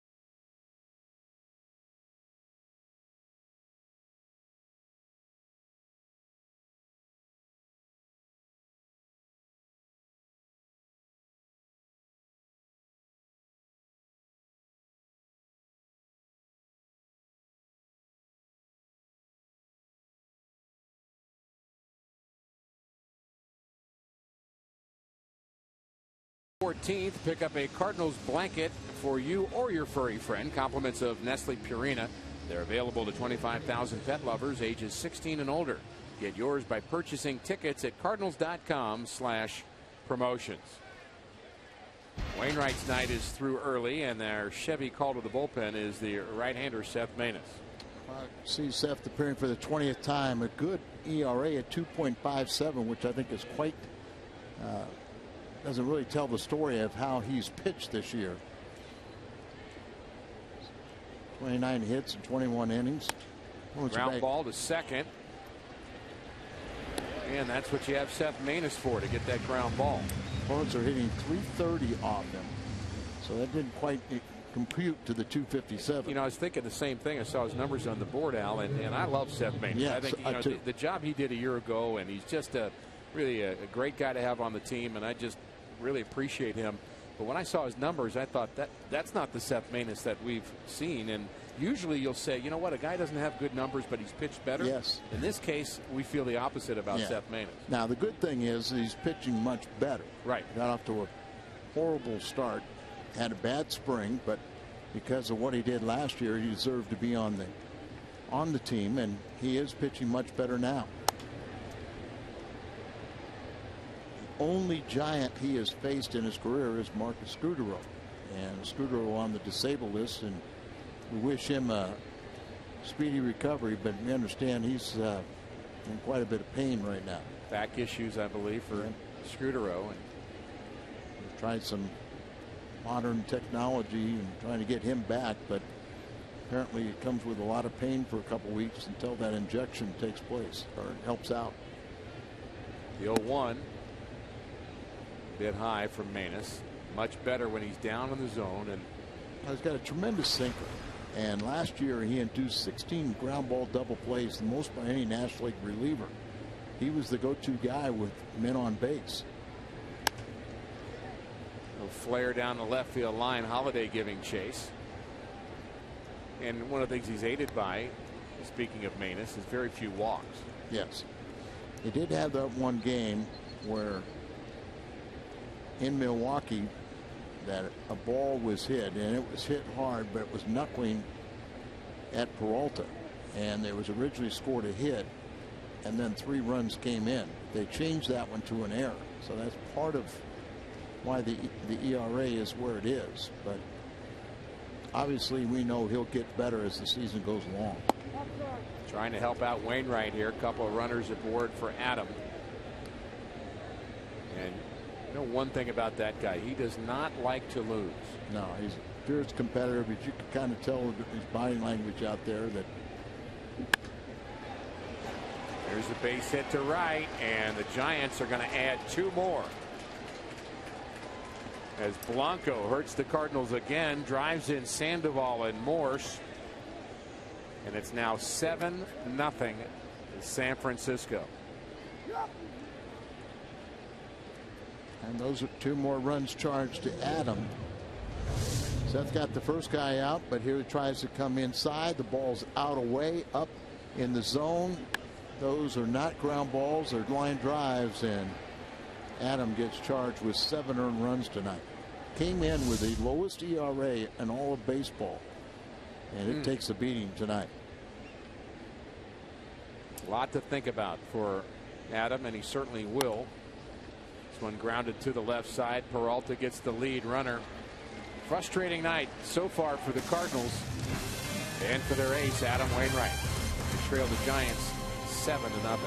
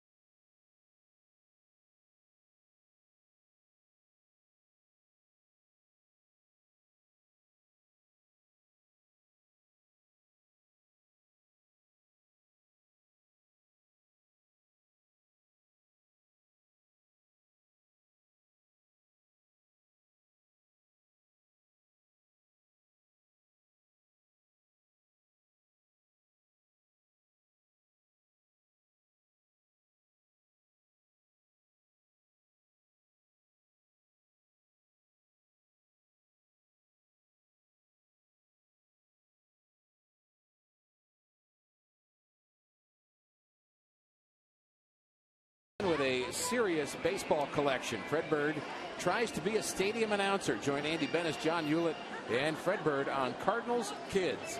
Brought to you by SSM Cardinal Glennon Children's Medical Center. Tomorrow at 11 a.m. on Fox Sports Midwest. Love that show. Those guys do great work. There is strike one to Peter Borges. He leads off the bottom of the fifth inning for St. Louis. 7-0 San Francisco. Cardinals have not had much to show against Bumgarner. No betting in baseball, but there'd be some heavy wagering. A lot of guys would lose for this matchup. One, to think that one club would score 7 runs against either one of these pitchers, starters.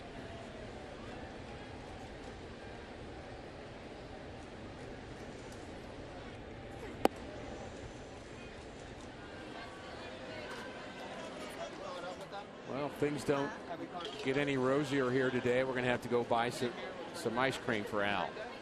Oh, that's for Dan. Oh, that's right. We'll save it for Dan. He's probably having ice cream right now somewhere. There is no doubt. Dan will rejoin us on Monday off this series, and Cardinals' schedule really doesn't get much easier. They're going to play Kansas City next week and 2 different venues, and Kansas City's having a very decent year. They're having a tough time right now. Tough play for everybody, and nobody catches it. Let's see. What do you think Dan would like?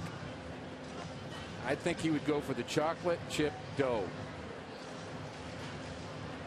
Actually, Dan would like all of those, Al. I think I've seen him have each one of those. Talking about Kansas City, you know, they keep on waiting for those young, talented prospects to really take off. Moustakas has been sent back down to minor leagues. They're 6.5 games back, 3 games under 500. But here's the real problem: is they have really struggled in their division. They're 6-15 against the Central Division. You're not going to catch Detroit, who they are 3-7 in their last 10. You got to beat the teams in your division. No doubt. The 2-2. But they'll be in town Monday and Tuesday, and then we go to Kansas City, go west on Wednesday and Thursday, then weekend in Toronto. And Tampa Bay. And then Tampa Bay. Very good ball clubs. Some interesting division races. We're a third of the way through the season. And there's another called third strike, and Bumgarner has plenty of those today. That's the 4th strikeout looking. And 7th overall. As he hit the outside corner.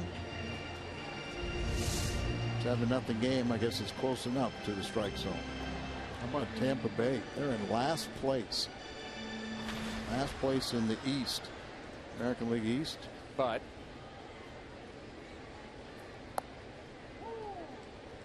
they're only 8.5 games. 8.5 games out. They have lost their last 3. And Toronto is the surprising team. They've just caught fire. But that division's been flip-flopping quite a bit. Baltimore was leading it. The Yankees at one point. Boston is one notch above Tampa Bay, who's in the cellar of the American League East. The National League East, Al, I think is even more interesting. The Phillies are in last place there, and they're only 4 games out of first place. The Atlanta Braves leading. They're actually tied with the Miami Marlins, who are a bit of a surprise. And another strikeout, and Bumgarner is on a roll here as he gets Mark Ellis. Number 8.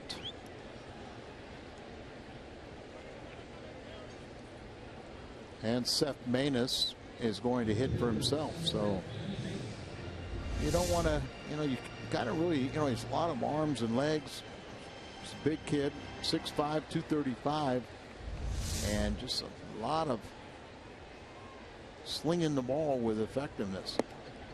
Almost comes from behind him, doesn't it? Yeah. A rare plate appearance for Seth Maness. Well, you know, you don't want to blow out all your relievers for the next couple games, you know, you got to, and maybe it's time we need somebody to start eating up a couple innings. Well, I know Manus is a decent golfer. I'm just not sure what kind of hitter he is. I guess we'll find out. Very good golfer. From Pinehurst, North Carolina, you have to be a good golfer if you're from there. What a beautiful golf community that is. 2-1 to Manus.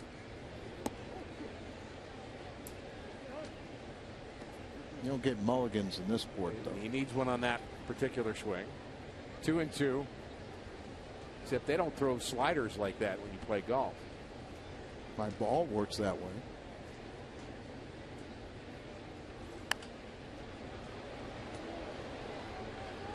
And that is out of bounds.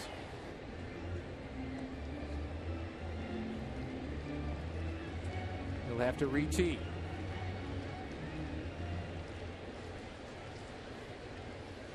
Bumgarner 6-3, already World Series experience under his belt.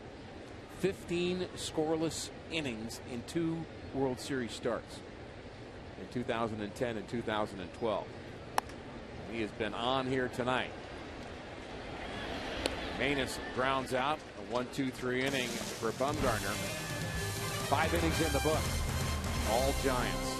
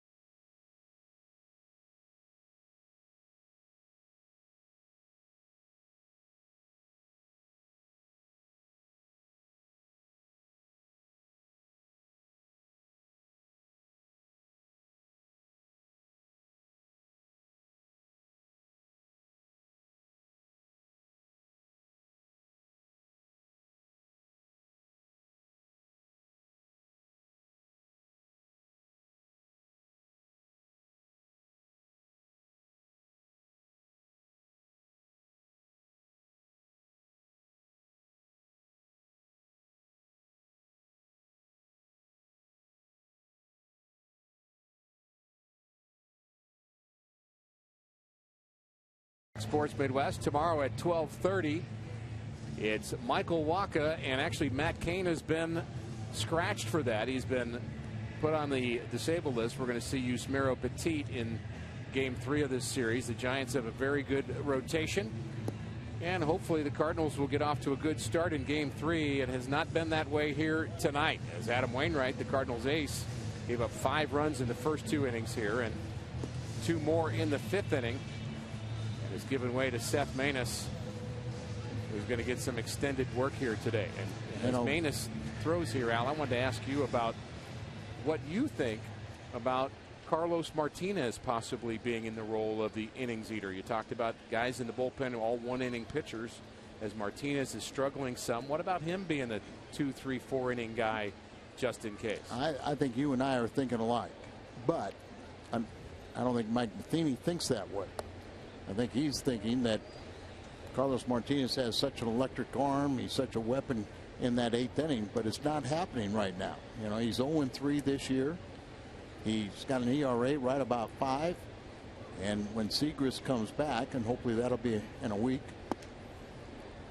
Now, what's wrong with everybody says Carlos Martinez wants to be a starter. Everybody wants to say his future could be that. Well, make him the long man or send him down the minor leagues to a wake-up call. Seems to me that, you know, the minor leagues certainly a drastic choice, and you know, you always have to at least think about that. There's Segrist, and the Cardinals certainly miss him.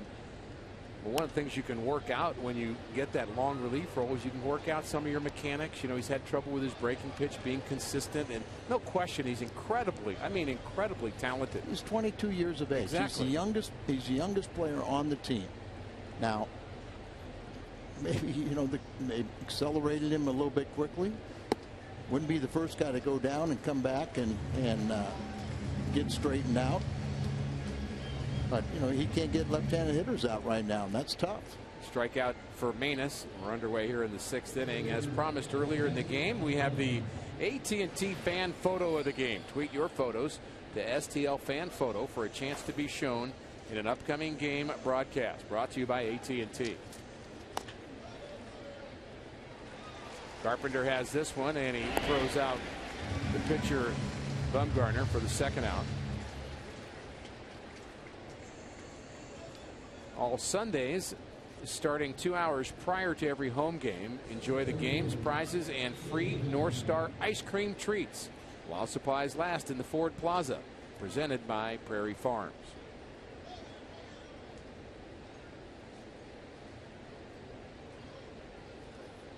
You know, the Cardinals had such success from their young pitching.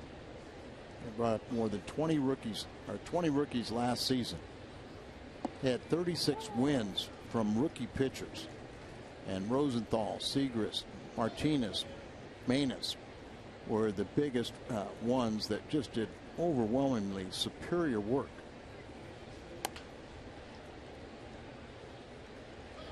Good inning for Manus, who was part of that crew a year ago.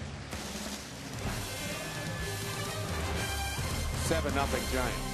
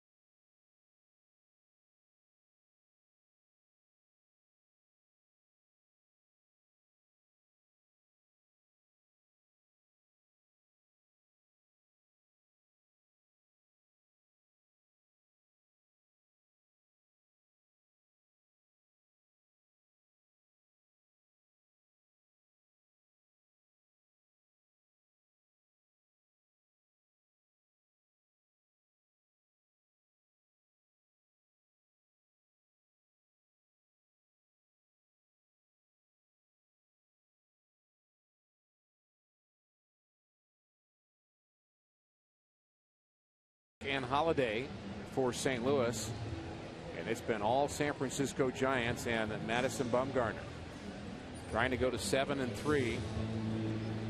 The left-hander has been dominating here. 8 strikeouts.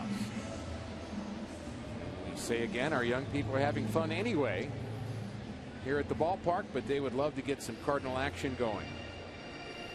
Cardinals have 2 hits, one in the 1st and one in the 3rd. 1 in the 3rd delivered by Matt Carpenter. An opposite field double on a 3-2 pitch. Loves to work those deep counts. And we've seen that Bumgarner's had a pretty wide zone from our home plate umpire Ron Cole, but he's taken advantage of it. Well, I think that's the key point right there, Ricky, is, you know, you see what the umpire is going to give you, and then you exploit his strike zone.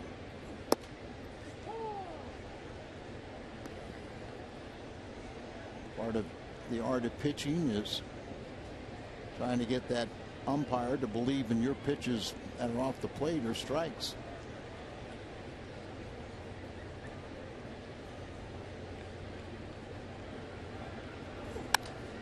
There's a base hit over the shortstop Crawford's head.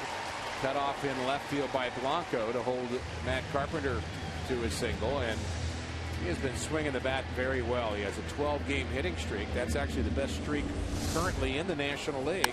He took that ball the other way. And like last season, when he got one hit, he usually had a multi-hit game. Another multi-hit game for him here. He's 2 for 3. One of the problems and one of the reasons why they brought up Grichuk is you're looking for a little pop. You know, the Cardinals just not hitting any home runs, but even very few extra base hits. So notice that Grichuk had good power in spring training. You know, anytime you hit 2 home runs off of Brian Eversgerd in a coach pitch game, you know, that'll get your attention, won't it? I'm sure it got Eversgerd's attention. Well, you know, as a coach, that is your role to hit bats. Oh, yeah. When he was a pitcher, it would have probably made him a little mad. As a coach, he was happy. He's a very good pitcher. In fact, he's been a outstanding coach in the minor league system. The Cardinals have a lot of names that most folks may not know. We get to see him in spring training. Steve Turco and Galen Pitts, Mark DeJean. I'm going to miss people that I know and care about. Sure, Pop Warner. Pop Warner.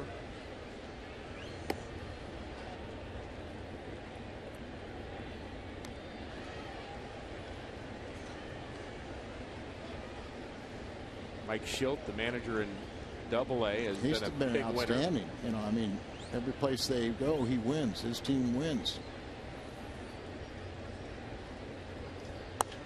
Ground ball left side. Nice play by Sandoval. He's been good down there. And another double play. 5-4-3. Giants should have 3 double plays. They messed one up, but they didn't mess up this one, Al. See how the Kung Fu Panda kind of built low to the ground and gobbles up those ground balls. Saw him swing his body in position to make that throw to second base before he fielded it. Second double play he started here tonight. Turned a big one last night, too, I remember. So Holiday will bat with nobody on and 2 outs in the Cardinals' 6th. Bumgarner, we mentioned, 20 years old when he made his debut in the big leagues, 5th youngest ever to start a World Series game. And those games we talked about, 2010, 2012, he was nearly perfect in those 2 games. Imagine being early 20s and having 2 scoreless starts in 2 different World Series. Let that lock up a good hitter like Matt Holliday. The way he throws that ball, and talked a little bit about the way he slings it and holds it behind his back, must be really sneaky fast.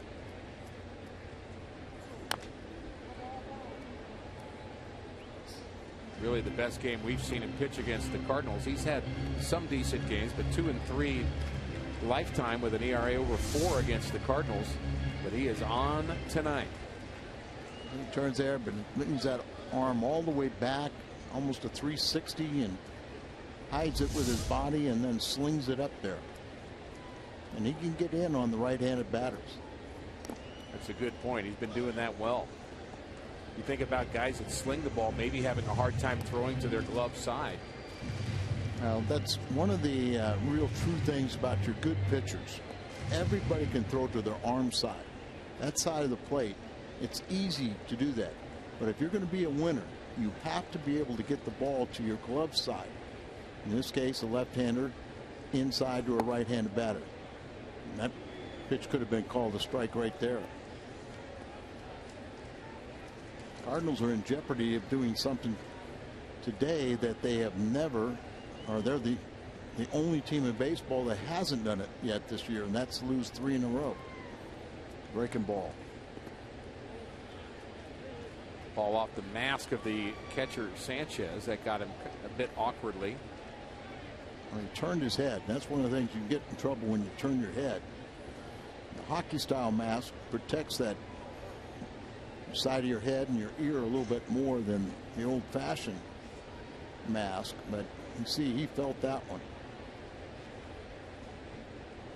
And if you're just joining us, no Buster Posey yesterday. No Buster Posey today, dealing with back issues.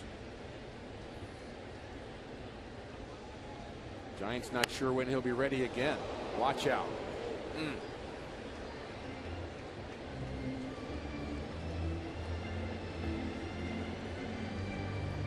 We've been showing so many kick shots in the stands, and then you see a vicious ball like that go into the stands. You always worry, but looks like everybody's okay. There's Buster. Just think about it. You got a bad back, it's bad enough, but you're trying to squat for a living. Right. That's got to be even worse. Bottom line is, right now, they don't need him. Won last night. They got the best record in baseball. They're a good team on the road. 16-10 on the road. And when you can sit down one of your superstars and still not miss a beat, you know, that you don't feel like you have to push him and ask him to come back too soon. You used that word chemistry earlier, and I know what you mean by that. There's just something about the feel of the team. You're just expecting to win, and the Giants certainly have that right now. That's one of those elusive words in baseball. People always think that that means everybody has to get along. That's not necessarily true. You can have guys that maybe aren't necessarily your best buddies, but something about showing up game time and having it all clicking together and supporting each other. The A's in the 70s were a great example. I mean, they hated each other, but they played together when the game started. Another caught looking. Strikeout number 9.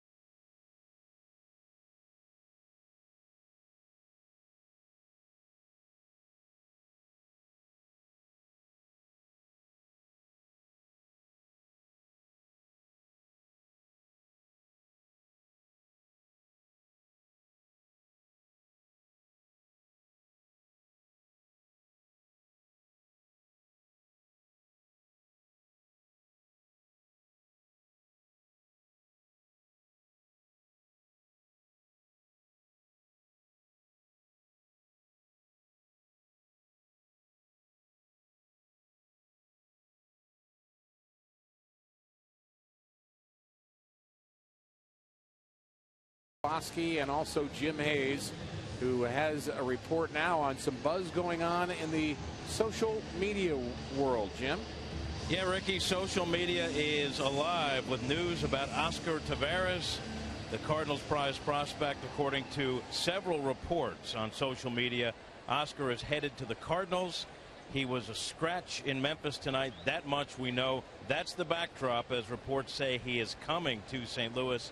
Important to point out, none of this has been confirmed by the Cardinals at this point, but Rick, there it is. And there is John Jay and Tony Cruz, who've entered the game here in the top of the 7th inning. Seth Maness, his second full inning of work, and I'm assuming, and again, we don't want to get ahead of this at all, Al, but Oscar Taveras not coming to St. Louis to catch a ball game in the 10th row. No, but the one thing is social media ought to be aware that things are a little premature because some rumors have John Jay involved going to another team, and he's playing for the Cardinals in left field right now. There's a base hit to center by Hunter Pence.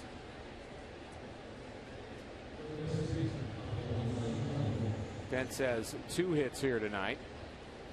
2 of the 10 Giant hits, and it's been all San Francisco. Bumgarner, the pitcher, 6 solid innings, 9 strikeouts. Pence with his 3-run home run in the Big Mac land, and Adam Wainwright, a rough start for him. Matt Carpenter, one of the lone Cardinals who swung the bat well here tonight, has 2 hits in 3 plate appearances.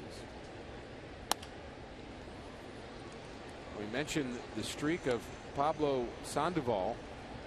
Still looking for that RBI, Al. Right, he's hit in 9 straight games. He's had at least 1 RBI. So they're playing behind here with a 7-0 lead. Hunter Pence, you wouldn't think would run.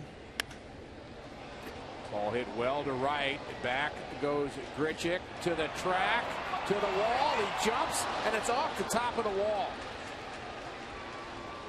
Pence will make it to third, and Sandoval safe at second, and I wonder if Grichuk mistimed that a bit. At first, it looked like that ball was going to be a home run. We'll have to get a look at it and see, does he bring it back in or does he mistime it like you said? Yeah, he missed it.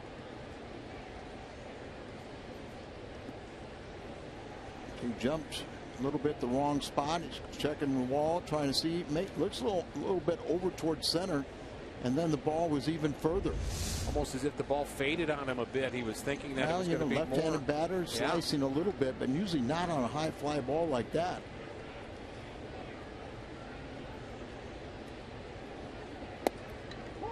So more trouble for the Cardinals here in the 7th inning as Sandoval doubles off the right center field wall.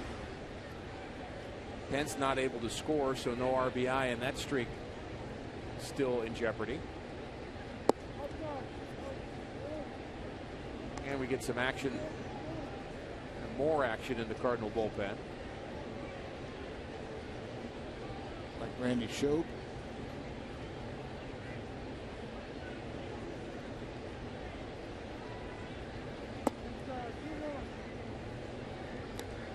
Manus came on in the 5th inning with 1 out, got a ground ball with runners at 2nd and 3rd. Those were Wainwright's runners aboard, and then gave up a 2-out hit, scoring those 2 Wainwright runs to Gregor Blanco. And a 1-2-3 6th inning. And coming out for his 3rd inning of work, he's allowed the first 2 men to get on base via the base hits.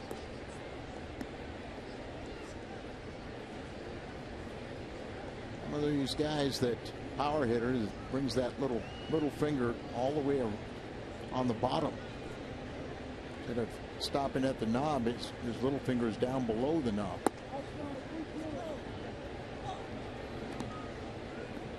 Just with Ron Kolpa, we know whether the ball's inside or outside, don't we? He lets us know. Which lets the pitcher and the hitter know.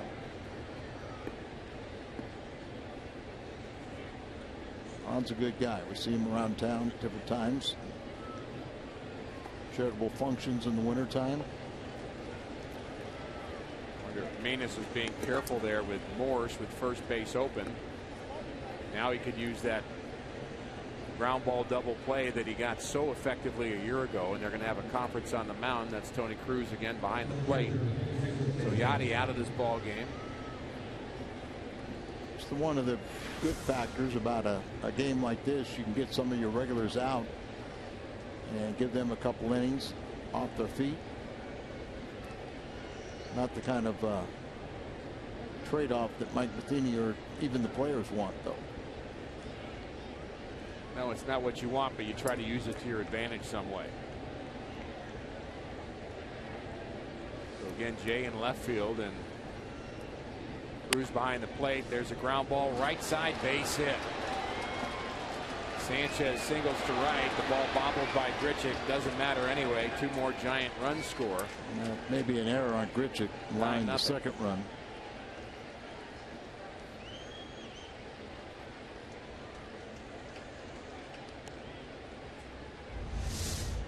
This one finds a hole, Al. Yep. You're on the dive of Alan Craig. Grichuk comes in here, charges, and see he's getting ready to throw, but doesn't catch onto it, then kicked it, and he probably would have had a play at the plate on the 2nd runner, but Cardinals struggling here in St. Louis.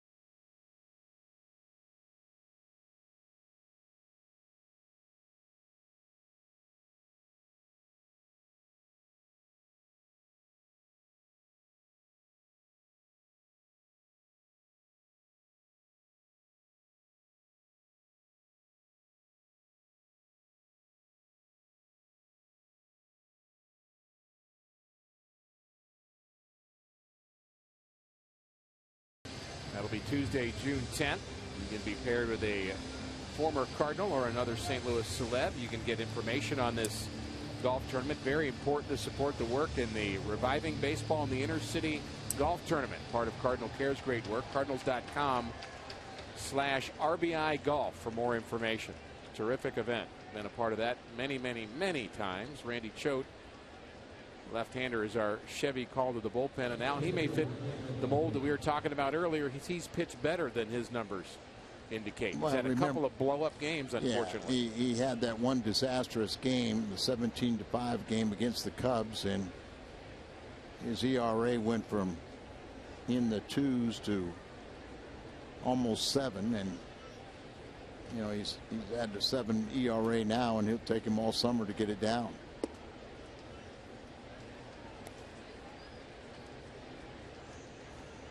Back-to-back left-handers in the lineup here for the Giants, and Gregor Blanco and Brandon Crawford, but already 9-0 San Francisco. They've out-hit the Cardinals 12-3.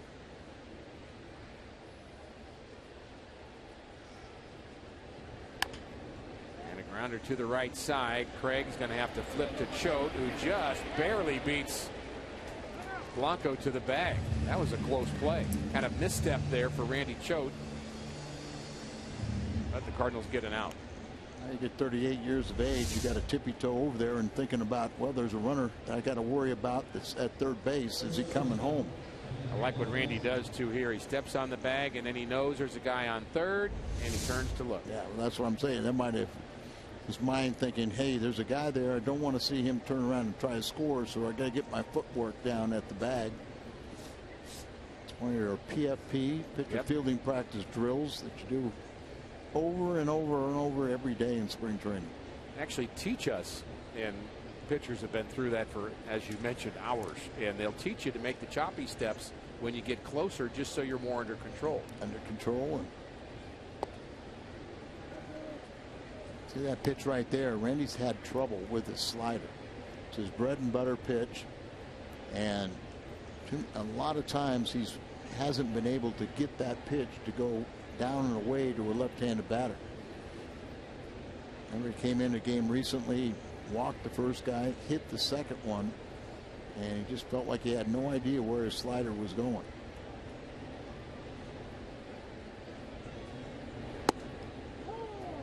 Good fastball there on the outside corner.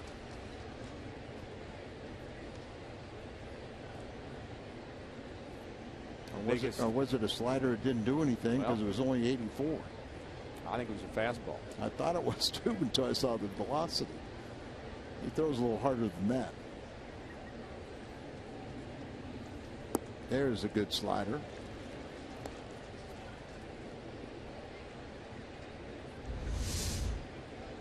You want to get it away to the left-hander. You see this, his sweeping pitch starts to a left-handed batter that he's going to throw it behind their back, and then it sweeps all the way across the plate. They have a tendency to bail on it, and they can't reach it when it gets outside. 1-2 the count. Brandon Crawford, the batter. Good one. There's a good slider from Choate, right on that outside corner. If you had struggled a little bit, you get in a game like this, you have a chance to where you can work on things and get your mechanics back under control.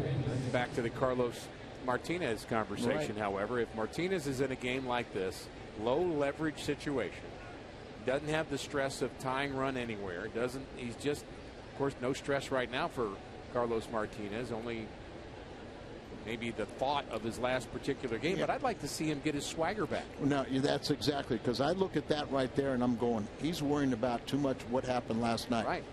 He's not prepared to come into a game and, like you say, throw 100 miles an hour, go out there with that swagger and defy a hitter to stand in the batter's box against him and know he's going to get him out.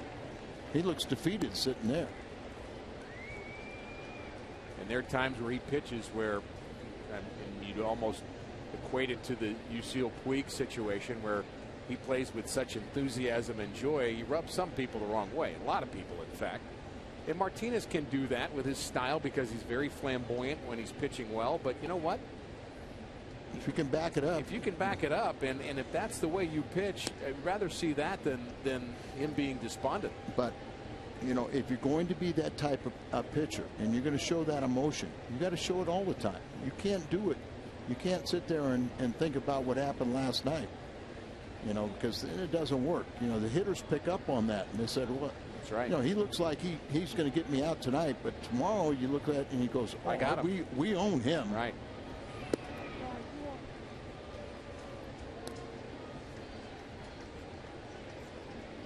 And some hitters, it works the other way with some hitters. Some hitters know that it's their night. And other times they go up there in the batter's box and they already tell you as a pitcher that they can't get a hit.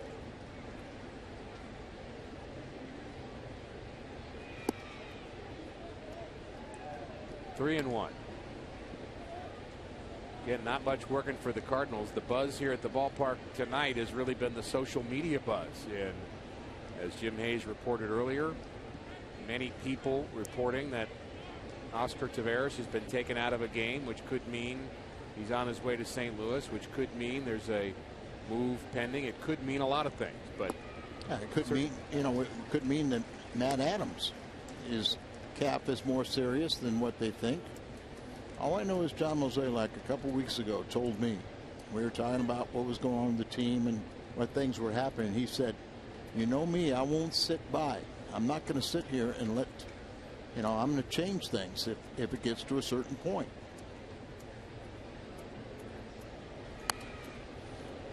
And when you do make certain moves, it puts everybody on notice. You know, just bringing up Randall Grichuk today tells certain people that, hey, they're ready to pull the trigger. They're upper management and ownership is not liking what they're seeing right now, and they're going to try and find the right combination. So maybe you're not involved in it, but everybody should, you know. You feel it. You better look in the mirror. You better check out things, and you better start trying to do what you can to improve the conditions and play winning baseball. We think this is the best team in the National League. Giants think they are, and they're proving it. Mike Matheny had talked quite a bit this week about this being a big test for the Cardinals because they're playing against one of the best, and he has great respect for Bruce Bochy, as we've mentioned many times, and he just knew this would be kind of a barometer for this Cardinal team.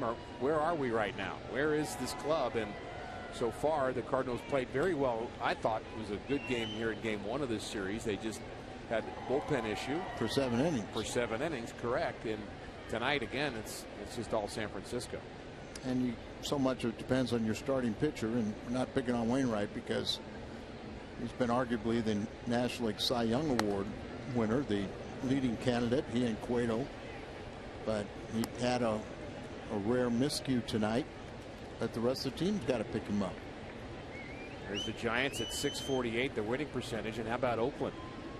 Bay Area winning a lot of ball games right now through the first third of the season. The Oakland A's are the best team right now in the American League. The Brewers have faltered some lately. The Toronto Blue Jays just had a 9-game winning streak snap. And oh boy, we get to play them next week. Right. And right now Milwaukee is playing Chicago and they're leading 11-3. So as we're going to have a tough opponent right here, Milwaukee should win that series.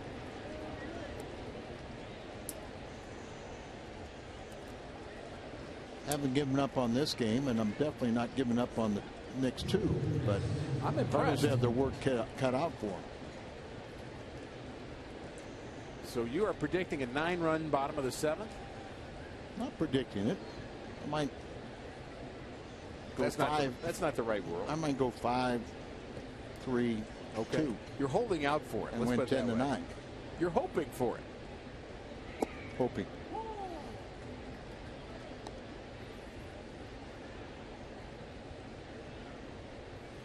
Now, I did see Bob Gibson one time. Team was losing like this, and he said, you know, I'm a winner.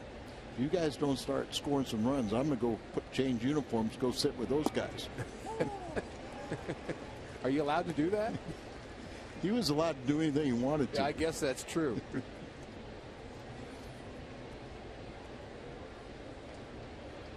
Oh, 2 on the pitcher, Bumgarner, who's actually swinging the bat pretty well here tonight. 1 for 3. He's bounced out twice. Looks like he knows what he's doing with the bat in his hand. But he's called out there. A couple of strikeouts for Choate, restoring a little order at least.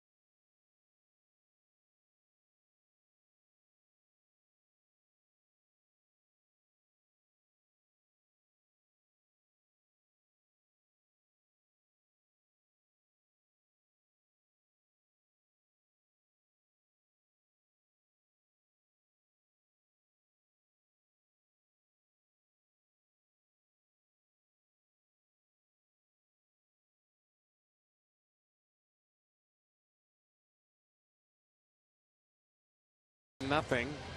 Bottom of the 7th inning. 3 more shots at the Giants. Our lows never stop improving. Alan Craig, first 26 games of the season, left 50 men on base, but the last 8 games, we mentioned he's 5 for his last 10 with runners in scoring position and has 8 RBIs during that stretch. And he has absolutely improved in his hitting with runners in scoring position, a trademark of the career of Alan Craig. But he'll lead off for the Cardinals here in the bottom of the 7th. Bumgarner with 9 strikeouts through 6.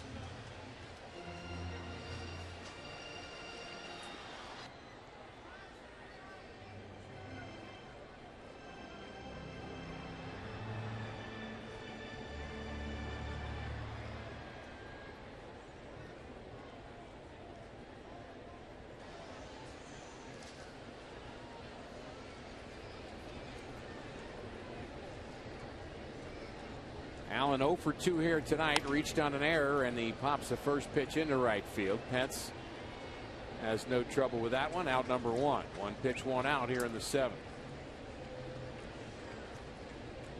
94 pitches for Bumgarner through 6. And Tony Cruz will get an at-bat here tonight. You mentioned, Al, trying to find something to build on even in a game where you were decidedly out of it, and giving Tony Cruz a chance to have an at-bat. Not a bad way to go. And he has actually been very good this season when given the opportunity. You're absolutely right. Hitting .292. He's made 6 starts, and in those starts he's hit .318. But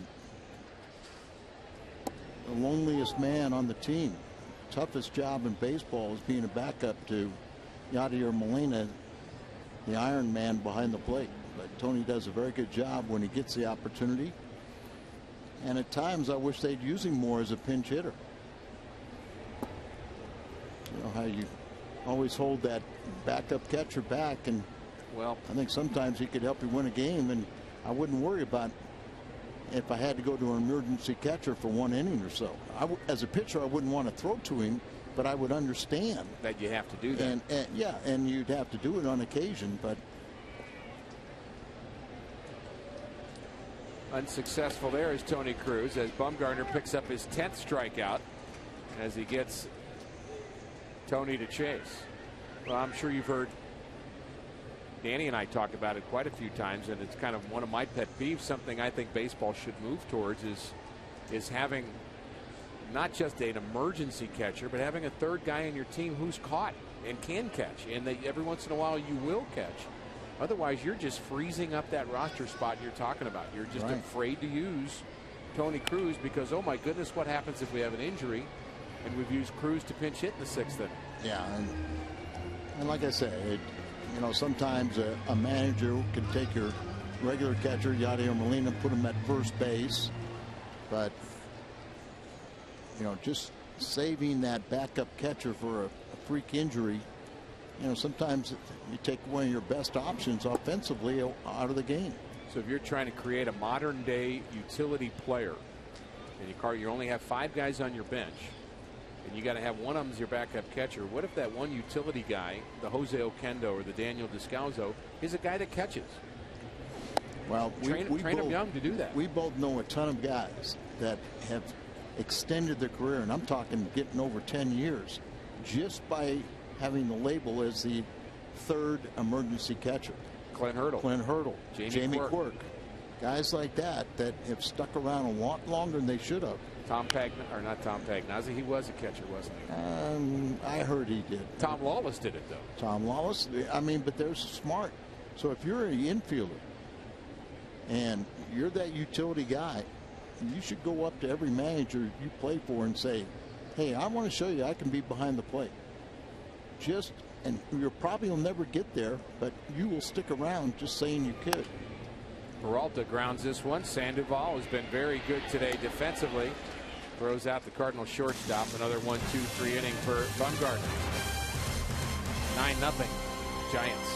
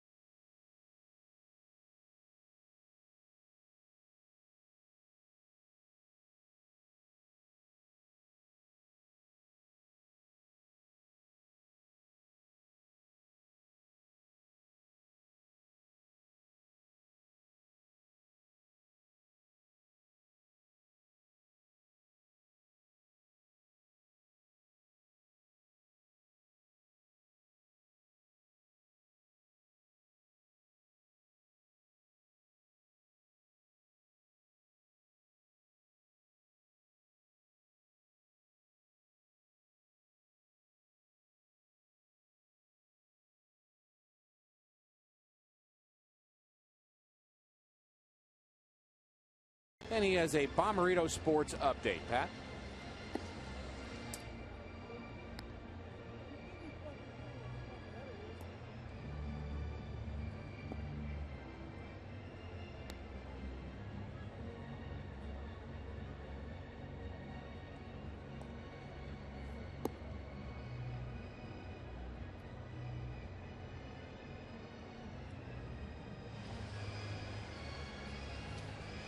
Thanks, Pat. We'll certainly have more on that developing story here in Cardinal Nation. Our Chevy call to the bullpen, the Cardinal closer a couple of years ago, Jason Mott. And a lot of changes. Mark Ellis moves to third base.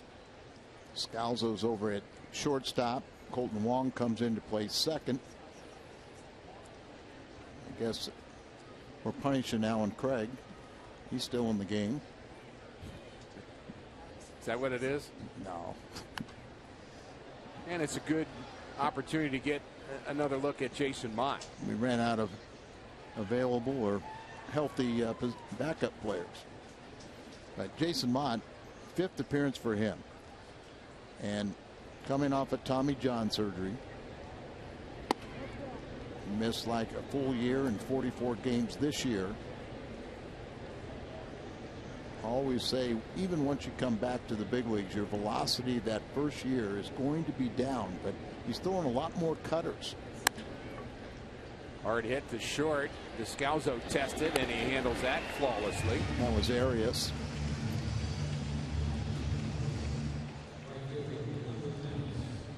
Hunter Pence with our Nissan drive of the game. This came in the 2nd inning. It was a Wainwright breaking pitch, and it ended up in Big Mac land.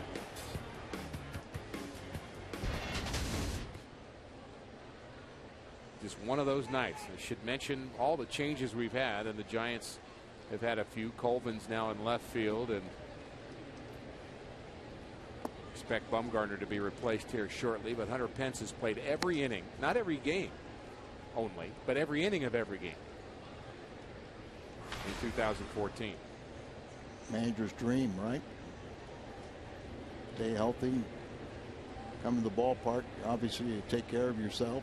How do you know when he doesn't have any energy? He just kind of exudes energy, doesn't he? Yeah, I think, you know, that's the magic scooter. Now that it's back in his possession, he's a possessed man. For those who missed that story, he had his scooter stolen that he drove to the ballpark. I believe it was on Sunday. He was actually in downtown San Francisco, actually at the wharf, and somebody stole his scooter while he was at dinner. Yeah, and then they returned it on Wednesday during the game, and he was very excited.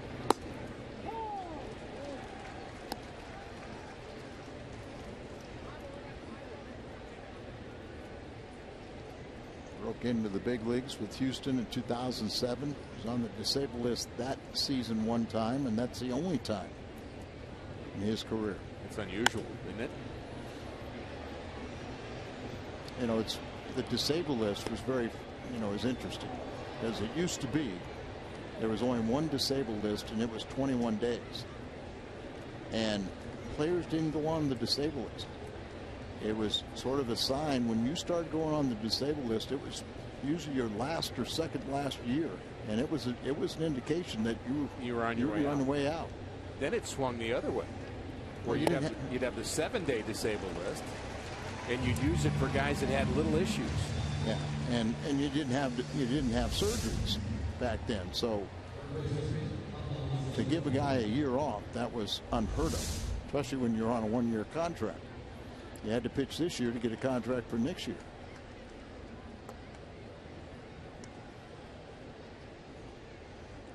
Think about a guy like Buster Posey with the Giants now, or Matt Adams with the Cardinals. You can't put him on you wouldn't want to put him on the 21-day disabled list, so you would carry him. Now again, there were teams that would go with only 9 or 10 pitchers at the time, so you had many more bench players. But in Posey's case, at one point you could put him on a 7-day disabled list. Now they can do that. I believe it's 7 for the concussion issues, but you can't do it for a back issue or a hamstring or whatever it might be. So the Giants are stuck with, boy, do we think we're going to miss him for 2 weeks? Let's disable him and do it. Or do we carry him for 3 or 4 or 5 days and then use him sparingly? Isn't this the 4th game he's missed in a row? So you can always backdate it. And Bruce Bochy felt like it's not that serious. He felt maybe in another day or 2, this was his thinking last night, that they would get him back. And so, you know, you don't want to run the risk of one of your best players going the DL. If he can come back in 4 or 5 days, you know, you don't want to put him on for 15. You really rely on your medical personnel there, don't you? Trying to figure out the best way you can. The player has to be honest with you too. As a manager, you're kind of stuck if you've got a player you can't use. And again, not sure whether you should disable him or not. Not easy to figure out. Matt Adams on the Cardinals side. You know, Gene Gieselman was my catcher here or trainer here in St. Louis, and I think the world of Gino, and he was outstanding. But he would tell, especially like in September, you know, you're in a pennant race, say, hey, if you got a problem, come in here and get treatment. But if not, stay out of here because they're looking to replace people. And eventually they replace us all, Al. Good job by Jason Mott.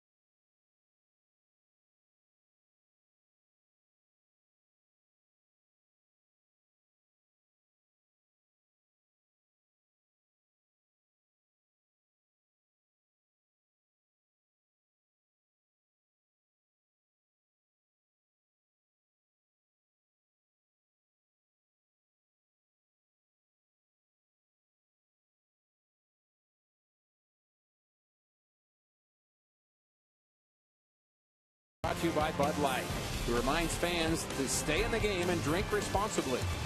And by Ford, the official cars and trucks of the St. Louis Cardinals.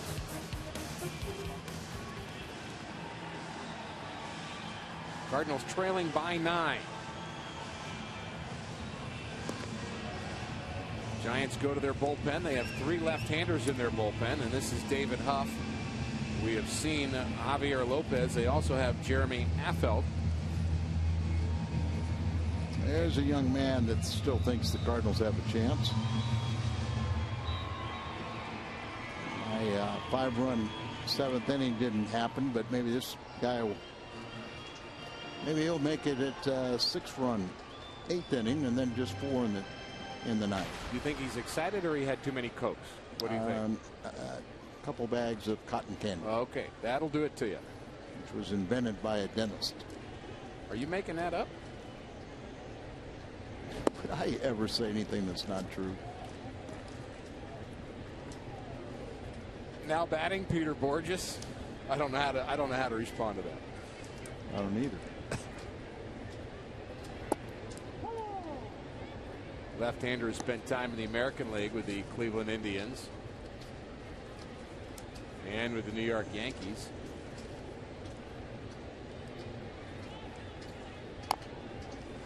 And a little tapper back to Huff, and he fields his position well and throws out the speeder, Peter Borges. So let's look at the positives in this game, Al. Let's start with that. Okay. How long are we going to take on this? Let's start with Jason Mott. Jason Mott, outstanding. 1-2-3 inning. And that's what a game like this, you have to pick the positives, and that was maybe one of the best. Also, Randy Schote pitched very well. One of the guys that's been pitching very well all season long and really hasn't pitched much at all this week. Maybe Monday was Randy Neshek. Pat Neshek. Maybe his role will increase with the ineffectiveness lately of Martinez. And I think he deserves it. Certainly earned the close and late situations. He's just been outstanding in that Cardinal bullpen. Ellis a little late on that swing. He is 0 for 2. Fly out to center and a strikeout for Ellis. All right, I'm going to come up with another positive. Matt Carpenter has 2 hits. It's a very good positive. Extended his hitting streak to 12 games. We're at 3 already, Al. We just started. Big crowd. Big crowd. See? Now you're thinking. Big crowd. Continue their streak.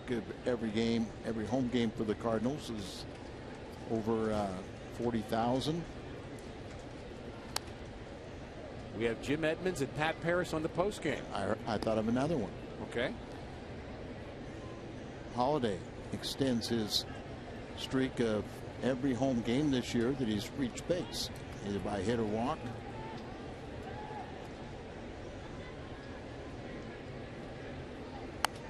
Starting to make me believe we're winning 9-0. Well, I'll get to the negatives in a minute, but Randall Grichuk got a base hit.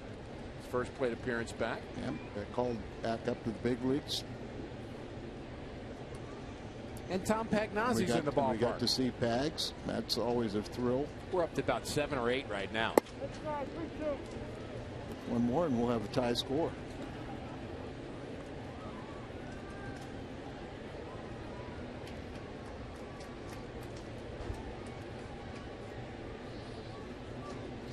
Let's see.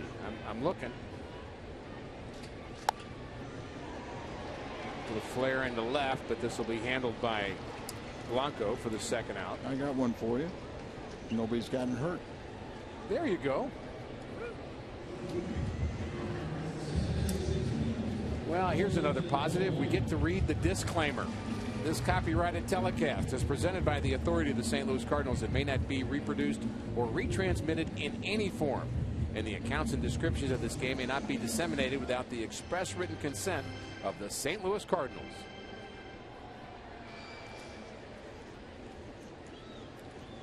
I got another positive for you. Okay. It's a hungo night. There you go. Great. My mood has been lifted here in the bottom of the 8th inning. Colton Long, his first plate appearance against the left-hander Huff. And Al and I have thought of 10 positives here in the bottom of the 8th. So we are leading 10-9. Well, we haven't talked about the negatives yet. I was going to say, I don't think the official score will quite agree with us. We have some social media buzz, your favorite thing. Can add that to the list. Of Oscar Taveras being held out of a game in AAA, and rumors that he's headed this way, and if the game goes much longer, he may be here.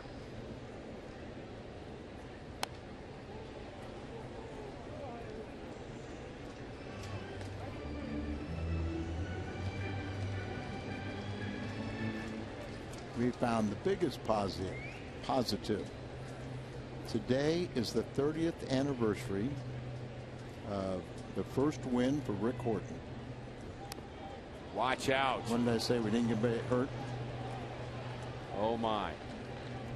Just hope that did not hit Colton Long in a bad spot. You could hear it up here, and you always worry about being hit on the hand, small little bones, and right now Colton Long is starting to make us believe that this is more than just a glancing blow. That pitch up and in, and it looked like he had a hard time getting out of the way of it. Right around the wrist. Doesn't have a lot of protection there. You know, some guys will have the little pads there. And right now, see, here's the other nightmare for a manager to get another look at this. Inside, opens up and hits him. It's on the wrist. Maybe the left wrist. One, yeah. left wrist. So it's the back wrist as he's trying to get out of the way. And you know, it's like Mike doesn't have a position player to go in and replace him. Oh, good to see. I'm sure they'll x-ray it, but hopefully it's okay. Scary moment there. Colton Wong getting hit. And, you know, we know, Al, too often you think about, boy, the number of players, David Freese, Holiday, Ryan Ludwig. You think about Cardinal players over the year. Just a little glancing blow. There's so many brittle bones in your, small bones in your hand. Hook of the high mate. Used to hear that one all the time. Metacarpals.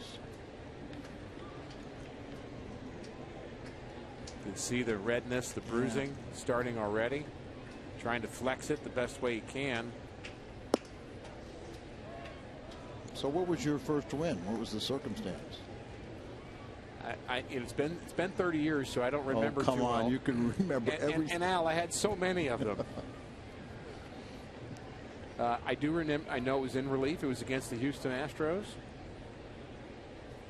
and it may have been the same series where I got my first big league hit, which was kind of a bigger deal to me at the time. I just don't know how I remembered that. You've been with me a lot. That's how.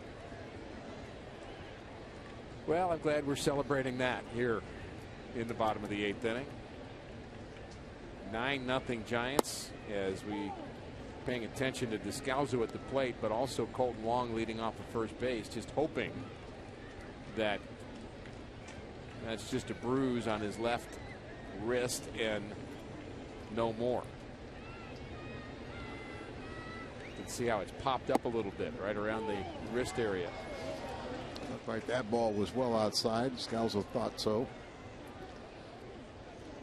He's mad, but don't get thrown out, Daniel. Yeah. Huff is trying to work his way back since he's been on the disabled list. He had a quad strain.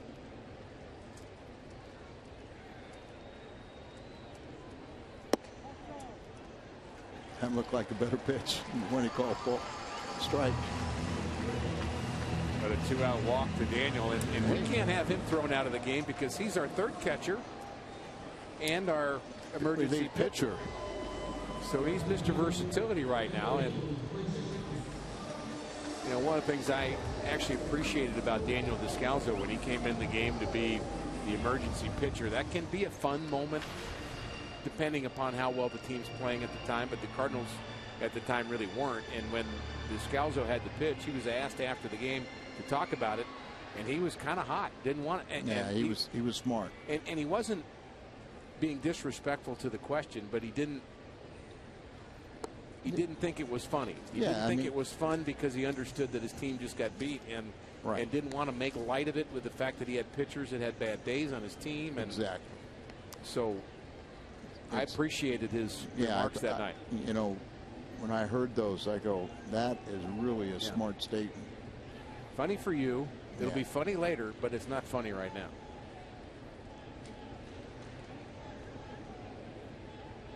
I remember he had to relieve Randy Schote. So that's a bit of an embarrassment, and showing respect for his teammate. It's one of those games that, you know, a bleeder here and there, and kept on pecking away on Randy, and finally Mike Matheny said, I'll give you one more lefty to get out. He's still the guy, if I had to bet on this Cardinal team, who's most likely to be a big league manager of all the players on this team. Descalzo? Descalzo would be my answer. Who would you pick?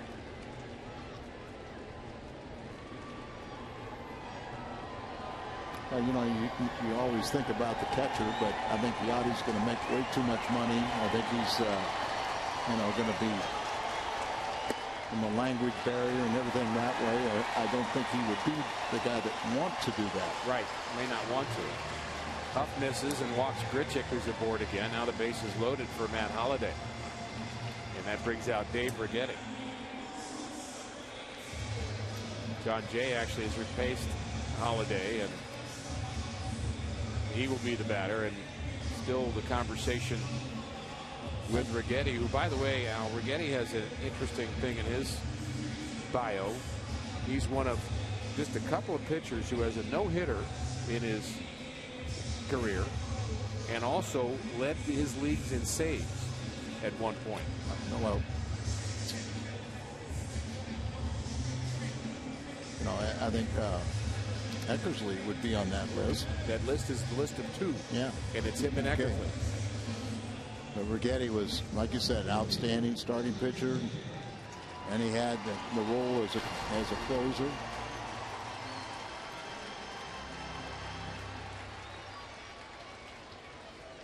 And people forget Eckersley started out as a pitcher, a 20-game winner, plus the no-hitter. Ball hit hard in the gap in right center field. This is going to get down and go to the wall. The Cardinals are going to get on the scoreboard with 3 quick runs, and that's John Jay delivering. Well, that makes it a little more interesting. Fans have been waiting for this. Thank you, thank you, thank you, John Jay. John Jay has had a good week coming off the bench. Earlier in the week, he was 2 for 2. Here, gets a pitch up. He drives it out to right center field and clears the bases. Just looked like it wasn't an aggressive swing at all. Just nice and easy, makes contact. And there you see where Greg Hawk still paying attention to Colton Wong and where he was hit by the pitch. So it's it for Huff. Gutierrez been warming up. Can you say his name one more time? Going to break? Gutierrez. I love it when Al talks Spanish.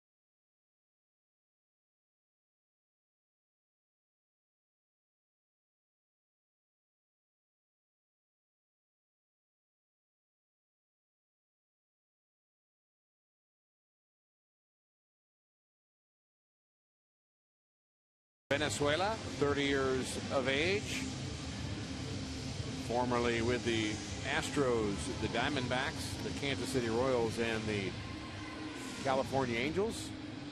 Enters the game here in the bottom of the 8th inning. The Cardinals have, well, they've added another positive to our list here in the bottom of the 8th inning. John Jay with a 3-run double. Never quit. Never quit. You've been saying that. You've been saying never quit.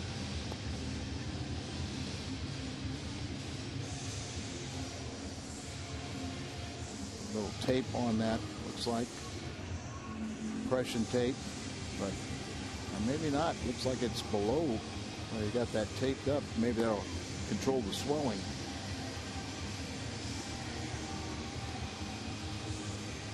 Cardinals have the ability to do a kind of a cursory X-ray on site for players, and one thing for sure, the way Major League Baseball players are handled now, and you've got to appreciate that that's the way it should be. They're going to get the best of care and the best of treatment immediately. Well, Ricky, I think one of the amazing things about today's players is all the preventative care. Right. You know, sometimes we talk about the strength and conditioning coach, but it's really so much of it's maintenance, how to avoid injuries, how to, you know, really work the muscles both ways to kind of keep it strong and balanced. We go back to the era where there was no weights in a clubhouse. Now you have a weight room that rivals any NFL team. And you have a team chef. Yeah, team chef. I never had food in my home clubhouse. And half the clubhouses on the road, Red Shandy's wouldn't let us eat in them because it's so filthy conditions. Said, you're not making all that meal money and all that money. Go out and spend it. Go out and spend it. That was Greg Houck and Chris Conrad, who do a great job as the trainers for the Cardinals. Simon Lusky is the team chef, and every time I see him, I'm looking for some restaurant ideas from him when we travel across the country, but they do take care of these players for sure.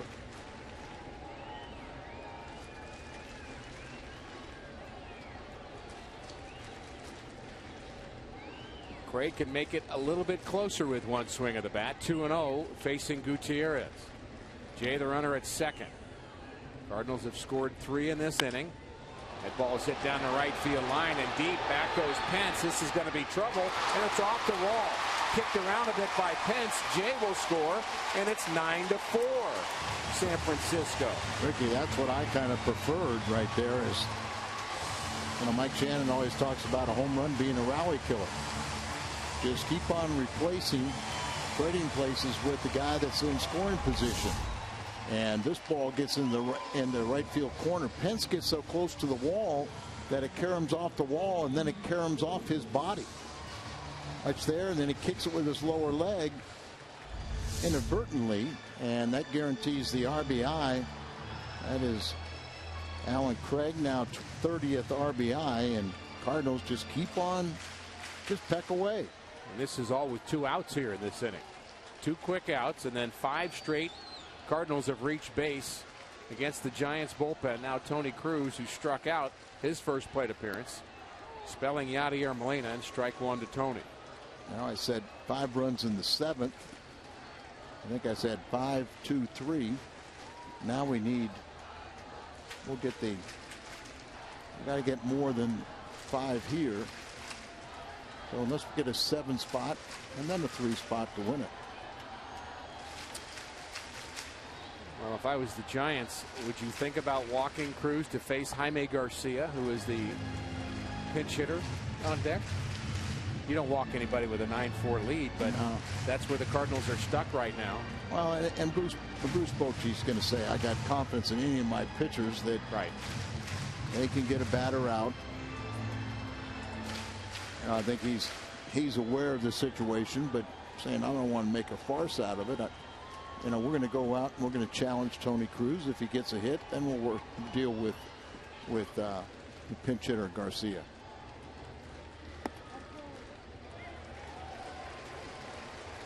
Adam Wainwright started this game. He would be the natural candidate to pinch hit. Joe Kelly swings the bat well, but he's on the disabled list. And it's one more indication that Matt Adams is not available. And there's a possibility that Matt Adams have to go on the disabled list. So a lot of speculation about how Taveras is going to get here. Fly ball to center. This should do it. Pagan squeezes it. Cardinals pick up 4 in the 8th and make it interesting.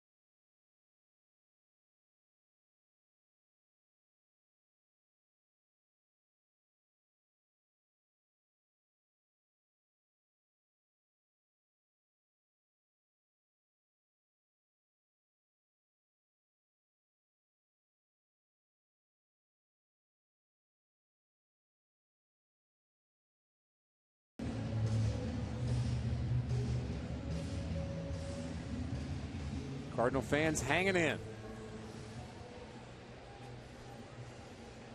Here's another positive. We get to see Pat Neshek. 26th appearance. Look at that microscopic ERA. He has been that good. Just 10 hits in 22 innings. 22+ innings. He's only walked 3 during that time with 24 strikeouts. So he came into camp on a minor league contract. I think it kind of shocked him that the Cardinals were so interested in him. But because of the way he throws, he's a nice alternative. You know, really, you see everybody throwing 98 on above, and they throw straight over the top. Well, all of a sudden you get this unorthodox delivery, and it becomes quite effective. It's almost as if in spring training he went from taking a flyer on him to maybe to I could see it to he's a good mix to wow, he's doing really well to now he's a weapon.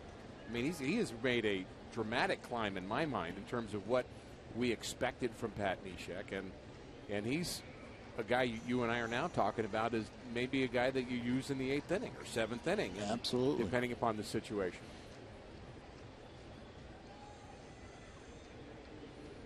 Well, he had a lot of things on his mind with the birth of his baby and the complications there and everything, but we're so happy to report that everything is great. He and his wife are blessed with this one, healthy, and you know, I think I don't know if he fully believed it. People of the Cardinals believed in him. Off balance throw, nice play.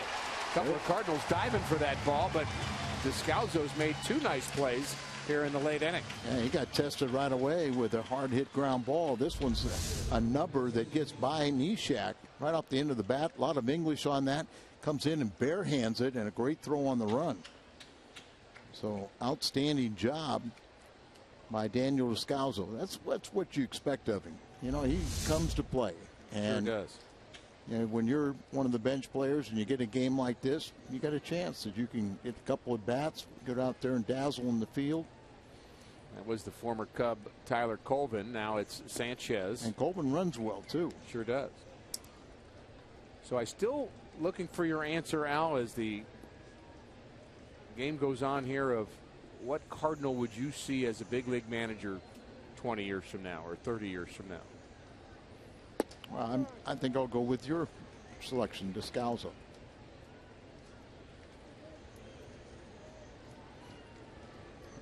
You don't normally think of pitchers. You almost just kind of just wipe them right off the slate, don't you? You know what's funny is, you know, when I joined professional baseball, there was a written rule. It was unwritten, but you would never even consider a left-handed pitcher for a pitching coach, let alone a manager. And now we've seen a lot of successful pitchers. Always was the sense that, you know, maybe the left-hander couldn't teach it right or train it right for a right-hander, or did it have to do with the wackiness of left-hander? I think it was more the wackiness or the belief that lefties are a little bit different. That's too easy there.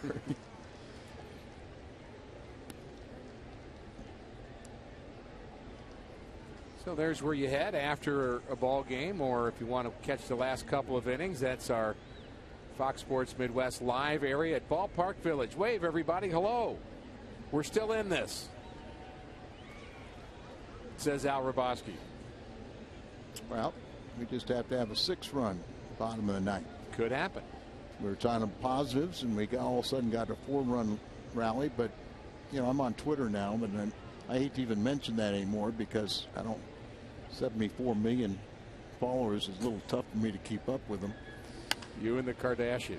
But we did have one of your Twitter guys that had a great suggestion for one of our big positives tonight. Yeah, we were talking about positives, and he said, I got another one for you, as we went through 10 different positives. Yep. Which, by the way, I think led specifically to 4 runs. But his positive that he said is, you guys forgot one? He said his positive is this game is almost over. Just expressing if we don't get 6 runs, enough said. But it still could happen. Neshek 3-2 on Sanchez. The Cardinals will have a pinch hitter for Neshek, who we would assume to be Jaime Garcia, to lead off the bottom of the 9th. Another positive.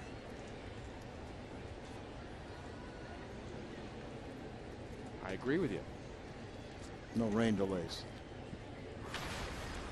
We have turned Al Raboski, ladies and gentlemen, into Mr. Positive here in the latter innings of Game 2 of this series. Changeup is lifted foul and out of play, and there's some fans that are still hanging on.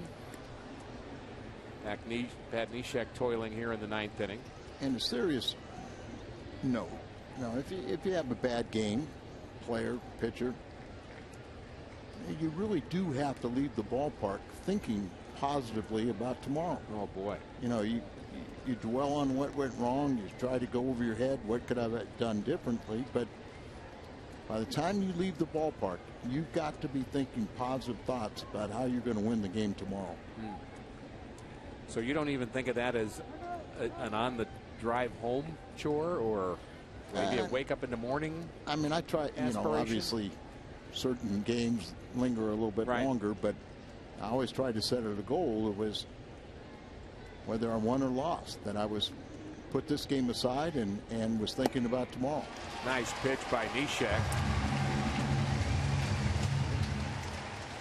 Got 2 outs here in the 9th inning. The best I ever saw at that, as we get one more look at that pitch, running away from the left-hander, Bruce Sutter. Now, Bruce did not have very many bad days, but Bruce Sutter would sit at his locker at the end of every day, and he would contemplate what happened, and then he'd have this big smile on his face, and it's over. I asked him about it one time. How do you do that? And he said, well, I've pitched poorly before, I've pitched well before, and I've lived both times, so I'm not worried about it.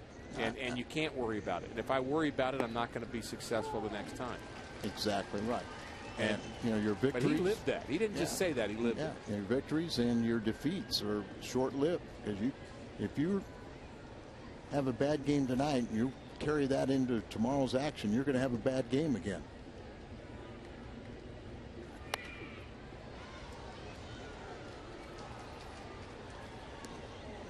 The biggest chore of all the Cardinals today will be the psyche of Adam Wainwright. A little different for, you know, starting pitchers, because they got those 5 days where they're sitting there just chomping at the bit, can't wait to get back on the mound and atone for. But I mean, Adam's going to take the ball 34 times, and if he has one of those games, you know, once every 11, 12 starts, we'll take it, because he's an 8-game winner. Good inning for Neshek. Cardinals last shot, bottom of the 9th, coming up.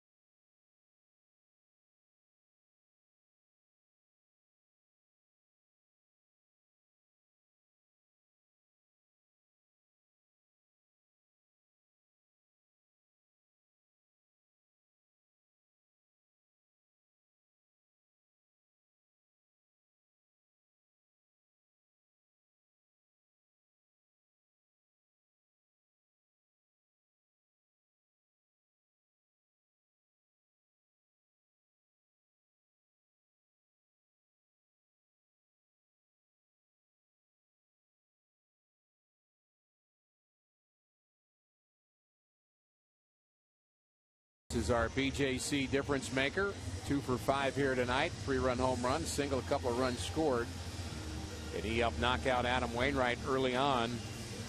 Giants piled on with 7 runs through 5, and the Cardinals have chipped away here with a 4-run 8th inning, and they are trailing by 5, and the rally caps are out. No brainer. It's going to happen then. Garcia is going to get things started off.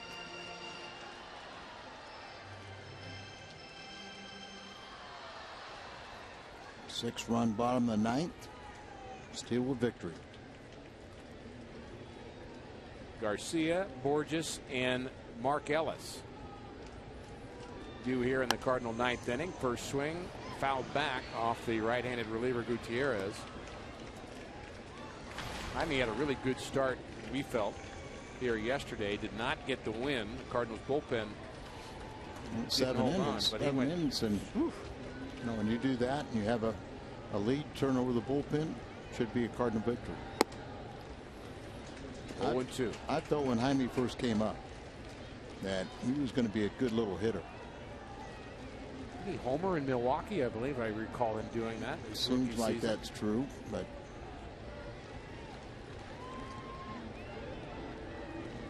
got 2 career home runs. The strikeout victim here in the bottom of the 9th. 1 out, and Peter Borges will bat. Don't worry, we had 2 outs when we scored 4 runs, so we can score 6 with 1 out. Now let's hope it does not include another hit by pitch, and be interesting if we see Colton Wong take a plate appearance here in the 9th inning. Just how well he'll be swinging the bat. Cardinals get a base runner. We'll see Colton one more time. 9-4 Giants. Only 5 hits for St. Louis here tonight. Borges 0 for 3 late on that swing.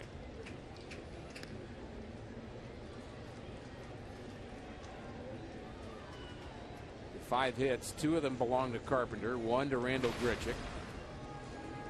Alan Craig has 1, and John Jay has the other.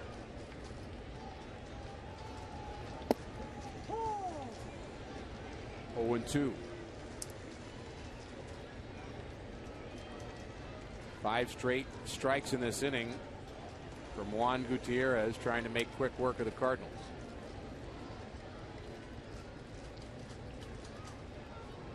Big gap in left center. Left fielder well off the left field line.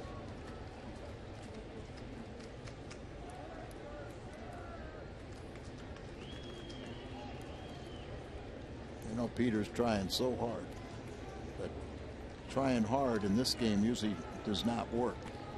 You got to really relax. Relax and let it go. Saw the target from the catcher was almost where he threw that pitch. They wanted to get Borges to chase there, but he didn't offer it that. 2-2.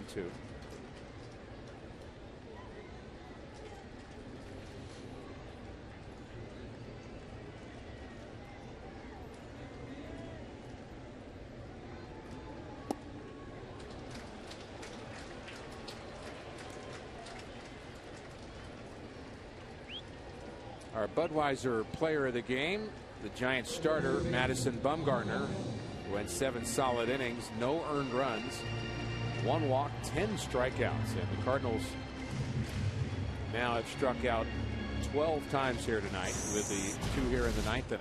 Bumgarner coming into this season in his young career had 13 10 strikeout games. Well, here's the 2-out situation you were hoping for, Al, and it's Mark Ellis. So the rally begins here. Well, be fitting, we'd probably come up with another 4 spot and lose 9-8. I think that'd be rather exciting, frankly.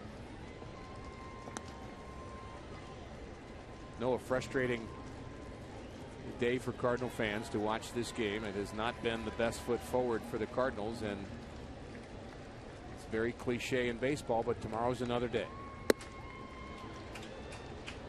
Big swing by Ellis comes up empty, and now the Cardinals down to their last strike. Never over until it's over. Profound words.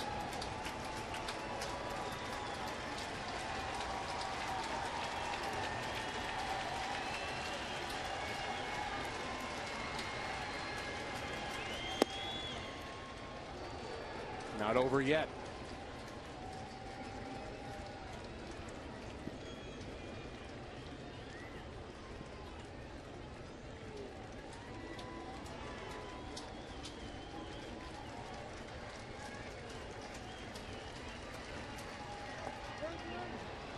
Now it's over.